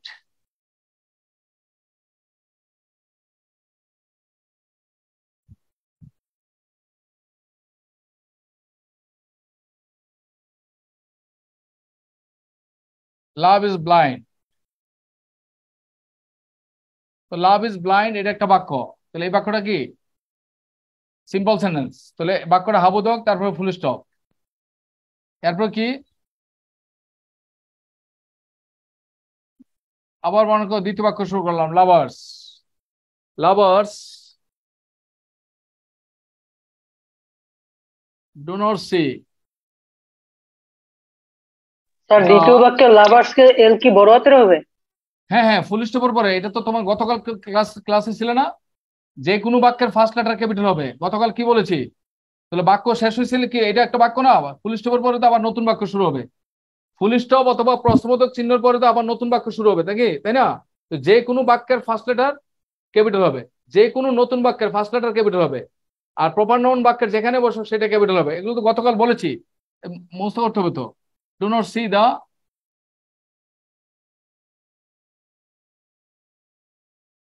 petty police that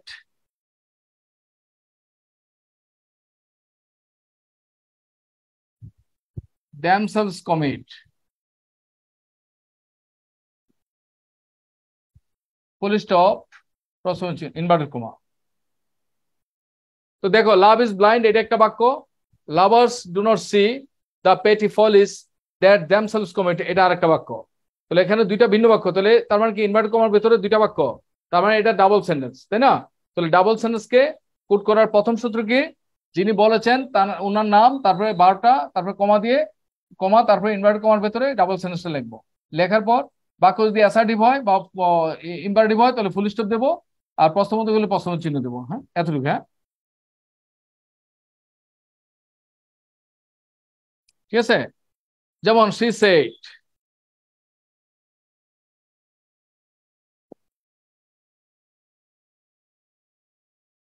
she said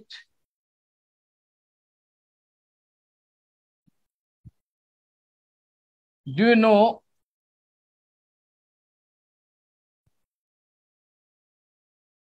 she said do you know who I am?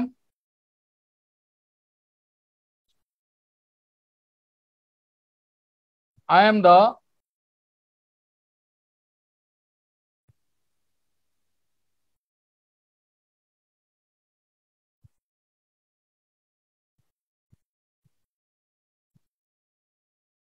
দেখো I am all in all here, এটাকে আমি এইদিকে লিখি, এই যে she said কমা ইনভার্টেড কমার মধ্যে do you know who I am, এটা প্রশ্নবোধক, অতএব প্রশ্নবোধক বাক্যের শেষে প্রশ্ন চিহ্ন দিলাম, দিয়ে আবার পরের বাক্য I am all in all here, তাহলে এটা আবার অ্যাসার্টিভ, অ্যাসার্টিভের ফুল স্টপ দেয়া ইনভার্টেড কমা দিলাম, ডাবল সেন্টেন্স।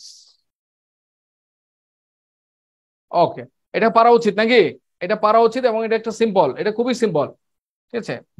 তাহলে আমরা এটা ফলো করব না, এটা ফলো না করে আমরা দ্বিতীয়টা দেখি।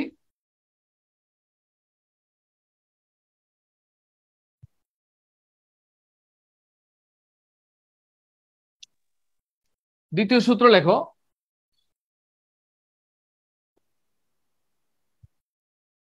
দ্বিতীয় সূত্র হচ্ছে ইনভার্টেড কমা দিয়ে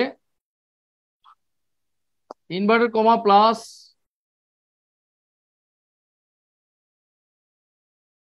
প্রথম বাক্য প্লাস ফুল স্টপ। প্রথম বাক্য যদি অ্যাসার্টিভ হয় ফুল স্টপ, আর প্রথম বাক্য যদি প্রশ্নবোধক হয় প্রশ্নবোধক, তারপর হচ্ছে দ্বিতীয় বাক্য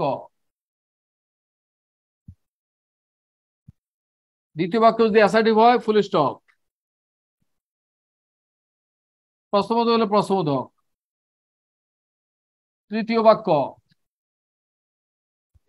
যদি অ্যাসার্টিভ হয় ফুল স্টপ,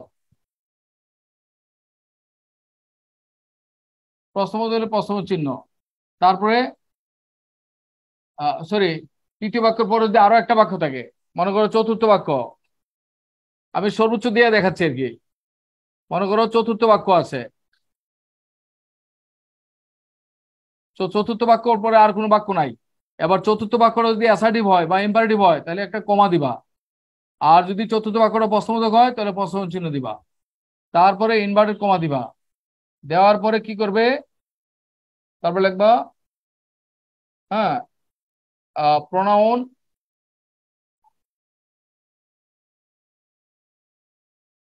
ঠিক আছে, অথবা নাউন প্লাস আরবি প্লাস ফুল স্টপ। তুমি নাউন প্রোনাউন এই আরবি এর পরেও নিতে পারবা, আগেও নিতে পারবো পরেও নিতে পারবো, সমস্যা নাই। তাহলে দ্বিতীয় সূত্র হচ্ছে এটা, আমরা একটা এক্সাম্পল দেই।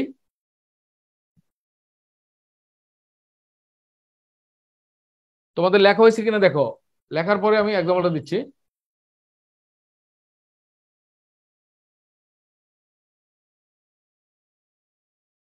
লেখা শেষ? জি স্যার।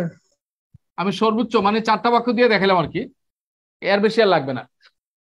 তাহলে দেখো, যেমন আমি যদি বলি ইনভার্টেড কমা দিয়ে দিলাম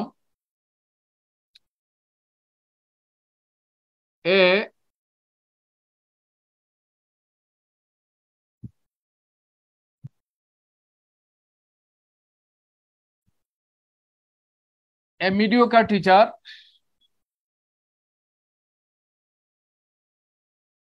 tells full stop, so a mediocre teacher tells, এটা একটা বাক্য, সিম্পল সেন্টেন্স। যেহেতু এই বাক্যটা হাবোধক, তাহলে ফুল স্টপ। আবার দ্বিতীয় বাক্য, ফুল স্টপের পরে আবার দ্বিতীয় বাক্যের ফার্স্ট লেটার ক্যাপিটাল, তাহলে এটা capital. A good teacher, A good teacher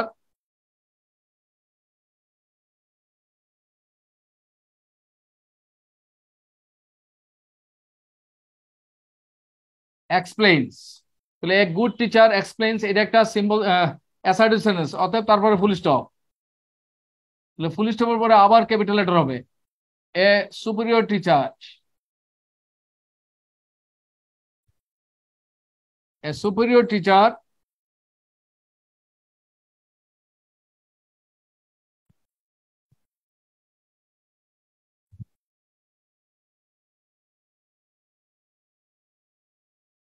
demonstrates, full stop.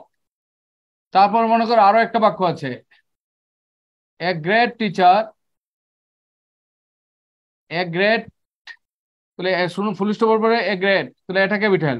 A great teacher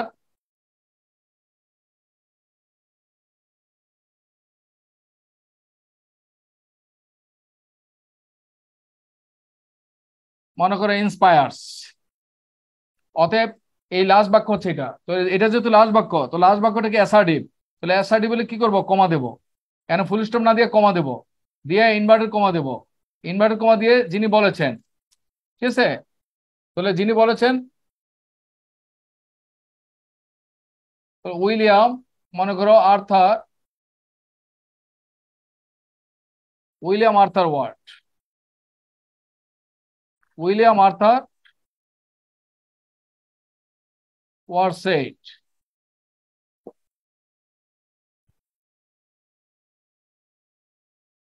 William Arthur Ward said অথবা সেড উইলিয়াম আর্থার ওয়ার্ড। হ্যাঁ, উইলিয়াম আর্থার ওয়ার সেড অথবা সেড উইলিয়াম আর্থার ওয়ার্ড, একই কথা।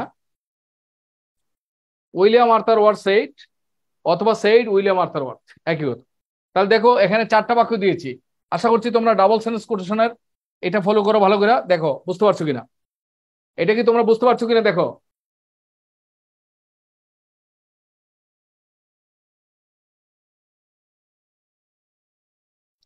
Clear কি সবার কাছে, ক্লিয়ার? জি sir. তাহলে mediocre teacher tells, full stop. A good teacher explains, full stop. A superior teacher demonstrates, full stop. A great teacher inspires, comma, তারপরে inverted comma শেষ দিয়ে তারপরে যিনি বলেছেন উইলিয়াম আর্থার ওয়ার্ড সেড, অথবা সেড উইলিয়াম আর্থার ওয়ার্ড, অথবা she said, he said. আমরা কি পারবো এটা, বুঝছি তো নাকি? জি স্যার। জি স্যার। জি স্যার। ওকে, তাহলে এটা হচ্ছে আমরা ডাবল সেন্টেন্সের দ্বিতীয় সূত্র। এবার ডাবল সেন্টেন্সের তৃতীয় সূত্রটা কেমন হবে দেখো।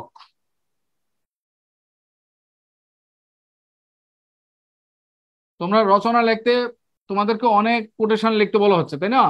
এই কোটেশন গুলা বাজারে যে গাইড থেকে তুমি ফলো করে রচনাটা লিখবা, ঠিক আছে, এই গাইডের হুবহু কোটেশনটাকে হুবহু ফলো না করে তুমি আমার এই সূত্র অনুযায়ী তোমার যেই সূত্রটা তোমাকে ভালো লাগে সেই সূত্র অনুযায়ী একটু সাজা চেঞ্জ করে ফেলবা।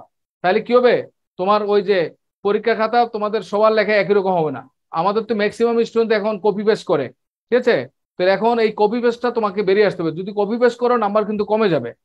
হ্যাঁ, তাহলে কিছু লেখা কি করতে হবে, চেঞ্জ করতে হবে। তৃতীয় সূত্র, স্যার বাংলা কোটেশন দেওয়ার সময় তো এই নিয়মগুলো একটা করে যাবে না। তৃতীয় সূত্র হচ্ছে ইনভার্টেড কমা দিবা। ইনভার্টেড কমার পরে প্রথম বাক্য লেখার পরে এই ইনভার্টেড কমা দিয়ে প্রথম বাক্য লিখবা। প্রথম বাক্য লেখার পরে প্রথম বাক্যটা কি অ্যাসার্টিভ নাকি ইম্পারেটিভ খেয়াল করো। প্রথম বাক্য যদি অ্যাসার্টিভ হাবোধক হয়, নাবোধক হয় অথবা ইম্পারেটিভ হয় তাহলে তুমি কমা দিবা। কি করবা, কমা দিবা। আর প্রথম বাক্যটা যদি প্রশ্নবোধক হয় তাহলে প্রশ্নবোধক চিহ্ন দিবা। তাহলে প্রথম বাক্য যদি অ্যাসার্টিভ হয় তাহলে কমা, আর প্রথম বাক্য যদি প্রশ্নবোধক হয় তাহলে প্রশ্ন চিহ্ন। তারপরে ইনভার্টেড কমা, ইনভার্টেড কমা দেওয়ার পরে তারপরে কি করবা, আর ভি দিয়ে লিখবা নাউন অথবা প্রোনাউন, নাউন বা প্রোনাউন লেখার পরে দিবা ফুল স্টপ। সিঙ্গেল সেন্টেন্সের পরে ক্ষেত্রে আমরা দিয়েছি কমা, কিন্তু এখানে ডাবল সেন্টেন্সের ক্ষেত্রে হবে ফুল স্টপ। ফুল স্টপের পরে আবার ইনভার্টেড কমা, ইনভার্টেড কমার পরে তুমি আবার দ্বিতীয় বাক্য, দ্বিতীয় বাক্য যদি অ্যাসার্টিভ হয় ফুল স্টপ, প্রশ্নবোধক হলে প্রশ্নবোধক চিহ্ন, আবার তৃতীয় বাক্য থাকলে তৃতীয় বাক্য, তৃতীয় বাক্য যদি অ্যাসার্টিভ হয় ফুল স্টপ, তৃতীয় বাক্য যদি প্রশ্নবোধক হয় প্রশ্নবোধক চিহ্ন, আবার চতুর্থ বাক্য থাকলে চতুর্থ বাক্য, চতুর্থ বাক্য যদি অ্যাসার্টিভ হয় তাহলে ফুল স্টপ, প্রশ্নবোধক হলে প্রশ্নবোধক চিহ্ন, তারপরে ইনভার্টেড কমা। জাস্ট এটা খেয়াল করবে।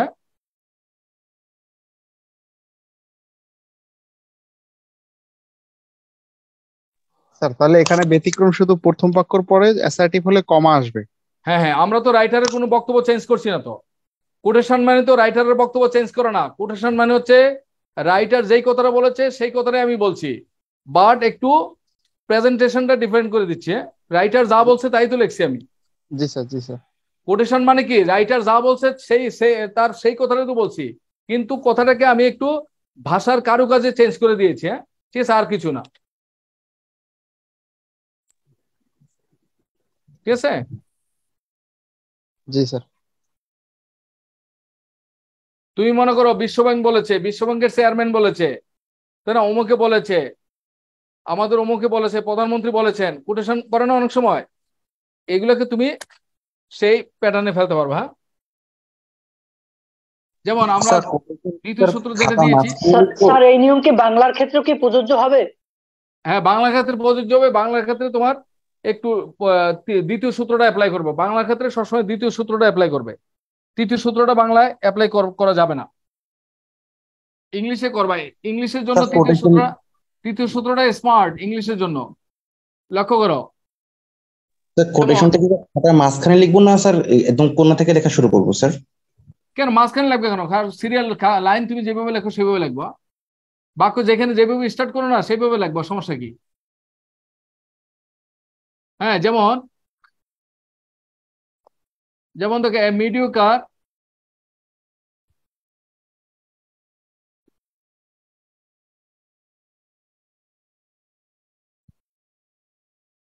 a mediocre teacher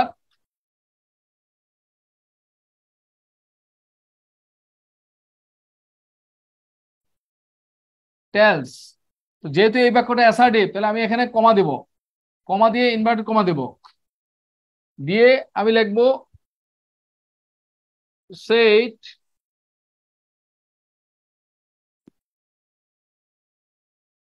William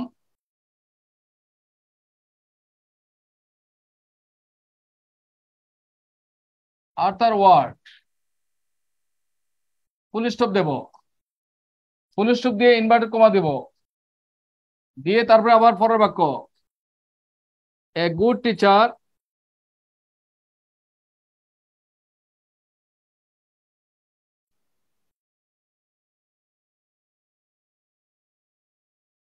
explains, দ্বিতীয় বাক্য যেহেতু অ্যাসার্টিভ ফুল স্টপ, তৃতীয় বাক্য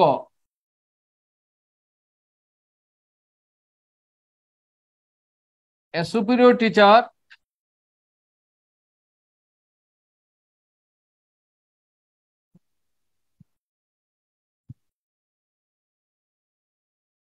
demonstrates, ফুল স্টপ, চতুর্থ বাক্য, মানে চতুর্থ বাক্য আছে বলে আমি সেভাবে চতুর্থ বাক্যে যাচ্ছি। এখন যদি মনে করো দ্বিতীয় বাক্যে শেষ হয়ে যেত তাহলে দ্বিতীয় বাক্যে এখানে আমি ফুল স্টপ দিয়ে ইনভার্ট কমা দিয়ে দিতাম, তাহলে চতুর্থ বাক্য এ গ্রেট টিচার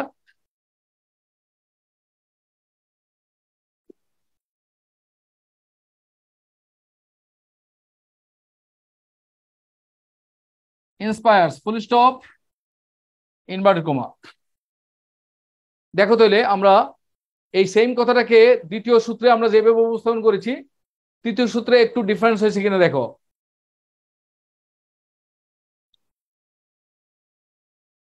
তৃতীয় সূত্রে কি একটু ডিফারেন্ট হয়েছে কিনা দেখো তো। জি স্যার। হ্যাঁ, তাহলে তুমি কি করতে হবে, তাহলে তুমি গদ বাঁধা লেখা লেখলে হবে না, গদ বাঁধা লেখা যাবে না, মানে হুবহু কপি পেস্ট না করে তুমি একটু একটু নতুনত্ব আনার চেষ্টা করো। তুমি বই থেকে গাইড গাইড পড়ে যে রচনার মধ্যে তো অনেক কোটেশন পাবা, এই কোটেশন গুলাকে তুমি চিন্তা করবা কোন কোটেশনের মধ্যে ফেলা যায়, এটা কি দ্বিতীয় বা তৃতীয় সূত্রে কোনটার মধ্যে ফেলা যায়, কোনটার মধ্যে ফেললে ভালো লাগে। একই রকম ভাবে বারবার কুট করা যাবে না, একই রকম ভাবে বারবার কুট করা যাবে না। তুমি এক নম্বর সূত্র একবার কুট করছো, পরে দ্বিতীয় সূত্রটা কুট করো, পরে তৃতীয় সূত্রটা ইউজ করো। তাহলে আমি মনে করি প্রথমে তৃতীয় সূত্রটা দিয়া প্রথমে দেখাও, তারপরে দ্বিতীয় সূত্র, তারপরে তৃতীয় সূত্র। হ্যাঁ, ঠিক আছে।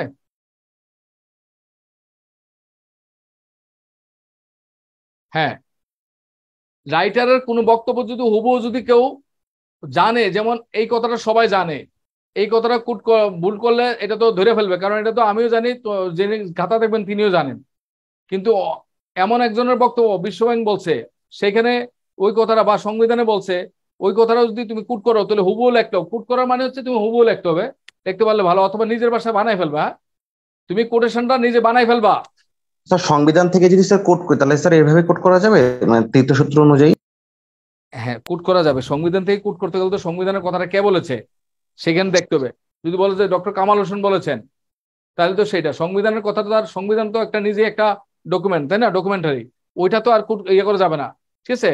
অথবা আর্টিকেল এত এত কোর্স, ঠিক আছে, আর্টিকেলের সংবিধানের আর্টিকেল এতর মধ্যে কোর্স করে তুমি বাক্যটা লিখতে পারো। হ্যাঁ, কিন্তু তুমি এইটা লিখবে কখন, যেমন মনে করো একজন একজন মনে করো তুমি নারীর ক্ষমতায়ন রচনা আসছে, তাই না, এখন তুমি সেই নারীর ক্ষমতায়ন রচনা লিখতে গিয়া তুমি লিখতে পারো যে তুমি এই সুলতানা কামাল বলেছেন, সুলতানা কামাল বলেছেন, সুলতানা কামালের একটা কোটেশন তুমি দেখছি 5টা কোটেশন দিতে যা তুমি 2টা কোটেশন তুমি হুবহু দিবা, আর 3টা কোটেশন তুমি ম্যাক্সিমাম বাক্য তোমার মতো করে বানাই ফেলবা, ঠিক আছে। কিন্তু সুলতানা কামাল বলেছেন এটা যেন ঠিক থাকে, এবং খেয়াল করতে হবে তুমি নারীর ক্ষমতায়নের ক্ষেত্রে সুলতানা কামালের জায়গা না দিয়া তুমি ডক্টর এম সাখাওয়াত হোসেনের নাম বলো, তাহলে কিন্তু হবে না। মানে খেয়াল করতে হবে যে ব্যক্তিটাকে কোটেশনের নাম উল্লেখ করছো উনি কি ওই রিলেটেড ব্যক্তি কিনা সেটা খেয়াল করতে হবে। এখন আন্তর্জাতিক কোনো বিষয় নিয়ে, নির্বাচন বিষয়ক কোনো বিষয় নিয়ে যদি কুট করো, সেখানে যদি তুমি উল্লেখ করো সুফিয়া কামাল, তাহলে কিন্তু হবে না। সেখানে তুমি হয় ডক্টর এম সাখাওয়াত হোসেন তার নাম বলতে পারো, অথবা নির্বাচন কমিশনারের নাম বলতে পারো, ইত্যাদি। হ্যাঁ, ঠিক আছে। একজন পররাষ্ট্রনীতি নিয়ে কথা বলতে গিয়া তুমি এখন বলতে গেলে বাংলাদেশের পররাষ্ট্রমন্ত্রীর নাম বলতে পারো। এখন পররাষ্ট্র নীতি নিয়ে কথা বলতে গিয়ে বাংলাদেশের পররাষ্ট্রমন্ত্রীর নাম না বলে তুমি তো বাংলাদেশের শিক্ষামন্ত্রী বলেছেন পররাষ্ট্রমন্ত্রী, এটা তাহলে এটা তো বিশ্বাসযোগ্য হবে না, তাই না।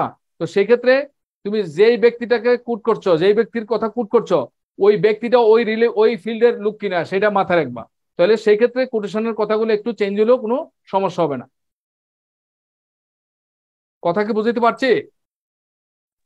জি স্যার। স্যার আর্টিকেল সংবিধানটা কিভাবে লিখবো স্যার, এটা একটু তৃতীয় সূত্রে একবার একটু নমুনা দেখাই দিলে ভালো হতো স্যার। না না, সংবিধান তো তোমার আগে তো বুঝতে হবে সংবিধানের কোন কথাটা লিখবা তুমি।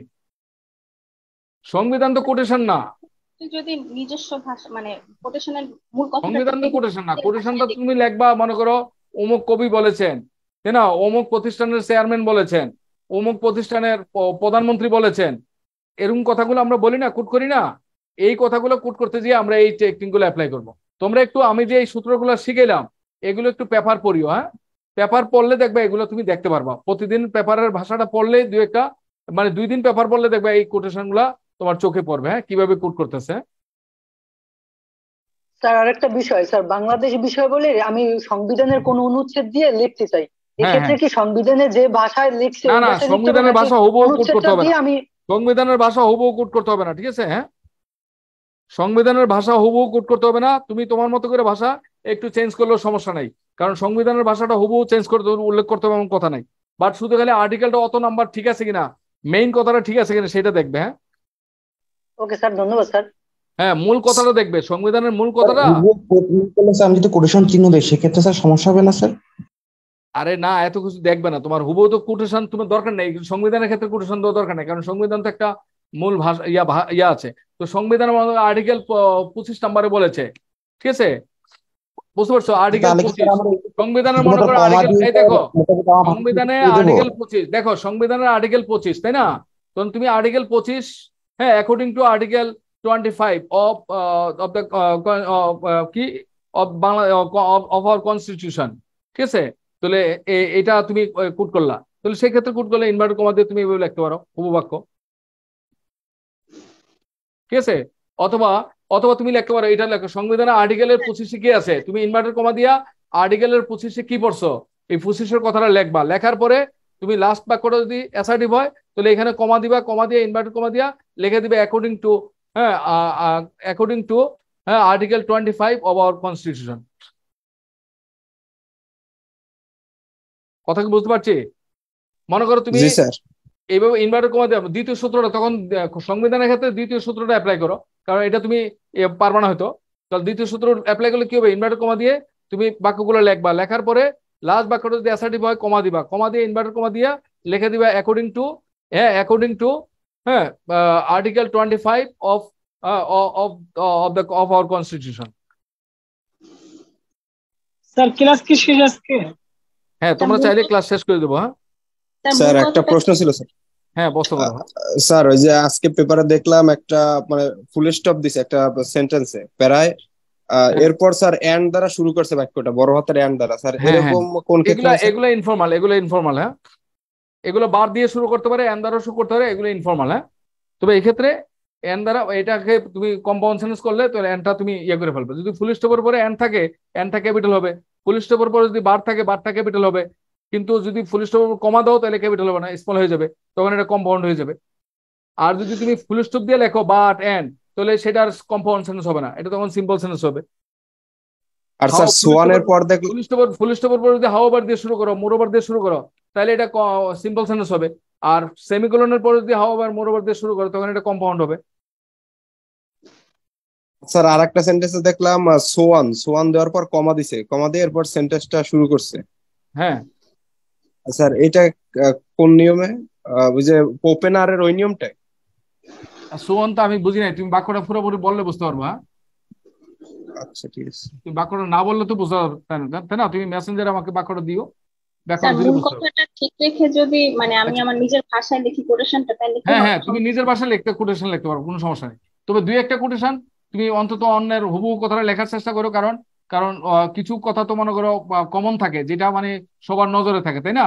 আর কিছু হচ্ছে মানে দুই একটা বানাই ফেলবা, কারণ সব কোটেশন তো তুমি বানায় হুবহু লিখতে পারবে না, কিছু নিজে বানাই ফেলতে হবে। মানে ব্যক্তির নামটা ঠিক মতো রাখা ওই রিলেভেন্ট কিছু কোটেশন নিজে বানাই ফেলবা, ঠিক আছে? তোমরা এগুলো হচ্ছে ফেস টু ফেস, এই ধরনের পরামর্শগুলা ফেস টু ফেস, এগুলো এই এগুলো তো অনেক সূক্ষ্ম বিষয়, তো এই কথাগুলো হচ্ছে তোমাকে ফেস টু ফেস বললে হয়তো বুঝতে পারতা। এখন তুমি মনে করো একটা কোটেশন দিবা, কোটেশনটা তো হুবহু মনে করো তুমি তোমার লাইন হুবহু, তোমার ওই বক্তার বক্তব্যটা হুবহু তোমার মনে নাই, এবার তুমি তোমার মতো করে বানাই ফেলো, একটা লাইন বানিয়ে কাছাকাছি একটা ইয়ে করে দাও। হ্যাঁ, তবে 5টা কোটেশন দিলে 2টা কোটেশন যেন হুবহু মিল থাকে, আর বাকিগুলো তুমি বানাই ফেলবা। তবে যার নামে কোট করছো ওই ব্যক্তিটার জন্য আবার ঠিক থাকে, হ্যাঁ, ওই রিলেটেড ব্যক্তি হয় যেন, ওই ফিল্ডের ব্যক্তি হতে হবে, ঠিক আছে? তো দেখো তো এটা করো দেখি।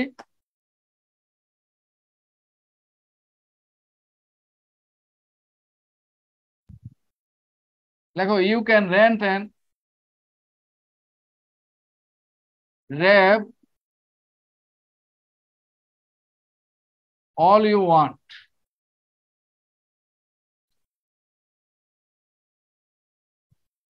She said.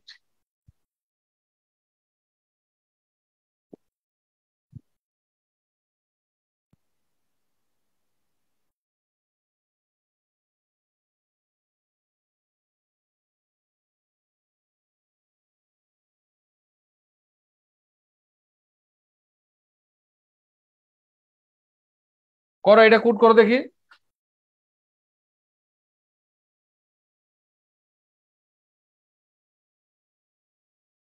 কমার পরে অ্যাকর্ডিং টু স্মল লেটার হবে, অ্যাকর্ডিং টু কমার পরে সবসময় খেয়াল করো, কমার পরে স্মল লেটার হয়, তাহলে কমার পরে তোমরা কি করবে, স্মল লেটার দিবে, অ্যাকর্ডিং এর এটা স্মল হবে।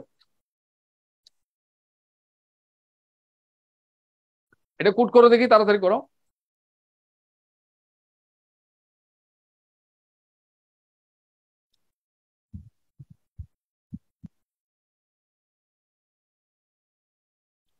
এটা কি সিঙ্গেল সেন্টেন্স নাকি ডাবল সেন্টেন্স বলো? Double sentence sir double sentence. হ্যাঁ, তাহলে কি হবে বলো? স্যার প্রথমে inverted comma you can rent, এরপরে কমা, এরপরে আবার inverted comma, she said, full stop, inverted comma. এখানে আমি একটু ইয়ে দিয়ে যোগ করে শি সেড, বাট এখানে একটু আরেকটু যোগ করে দিই, বাট মনে করো বাট বলো ইটস। এবার বলো দেখি এটা এটা কি ডাবল সেন্টেন্স নাকি single sentence?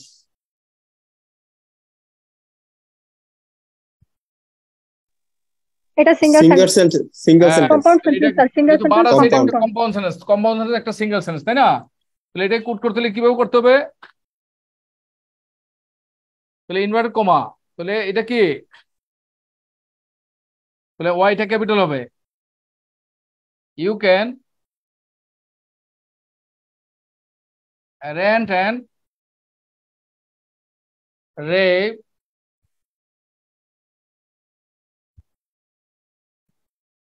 all you want। তাহলে ইনভার্ট কমা দিয়ে, এটা হচ্ছে প্রথম অংশ, এটা কিন্তু বাক্য না, তাহলে প্রথম অংশ, তাহলে প্রথম অংশ হইলে অ্যাসার্টিভ যেহেতু কমা, কমা দিয়ে ইনভার্টেড কমা দিয়ে কি, তারপর হচ্ছে she said, she said, তারপরে এখানে কমা, তারপরে ইনভার্টেড কমা দিয়ে but it's not going to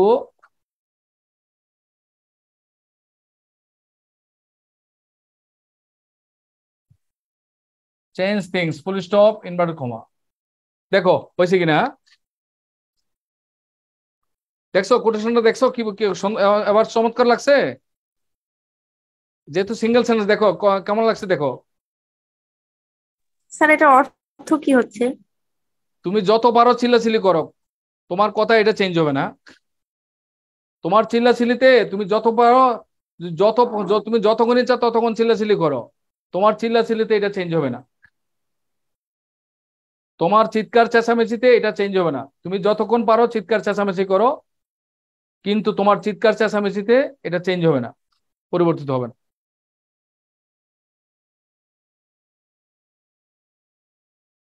কি বুঝতে পারলাম?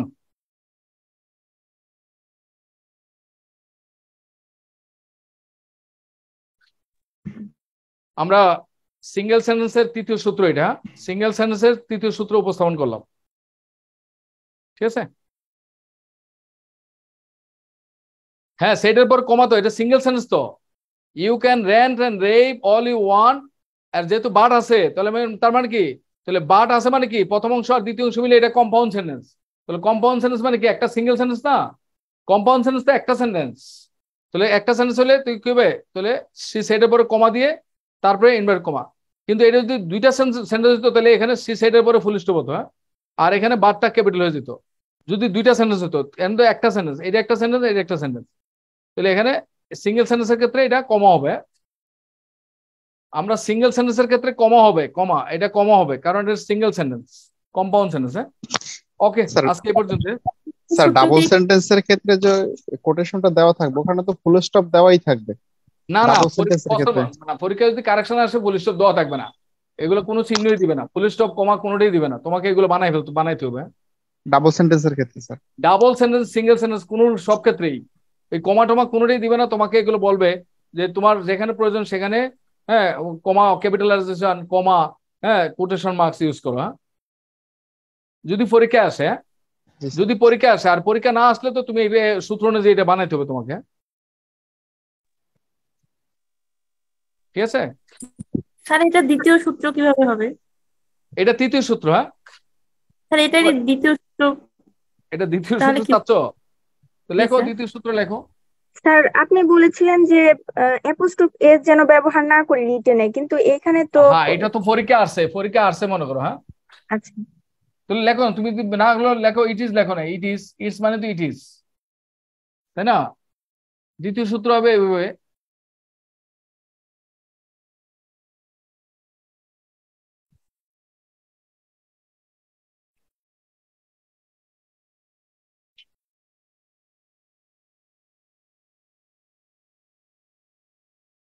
all you want but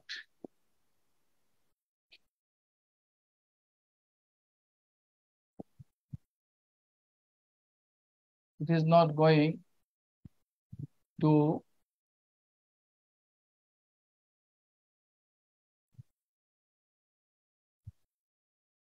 change things.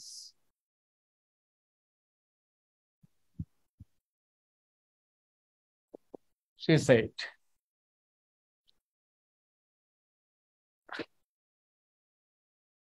কথা ক্লিয়ার? এটা দ্বিতীয় সূত্র। জি স্যার। ওকে, হ্যাঁ এগুলো কিন্তু লাগবে তোমার, তোমরা হয়তো গুরুত্ব বুঝতে পারছো কিন্তু জানি না, লাগবে। এগুলো না ইউজ করলে লেখা সুন্দর হবে না। স্যার বাটের আগে কি কমা হবে? হ্যাঁ স্যার বাটের আগে কি কমা হবে? বাটের আগে গতকাল ক্লাস করছিলা? গতকাল ক্লাস করছিলা? জি স্যার।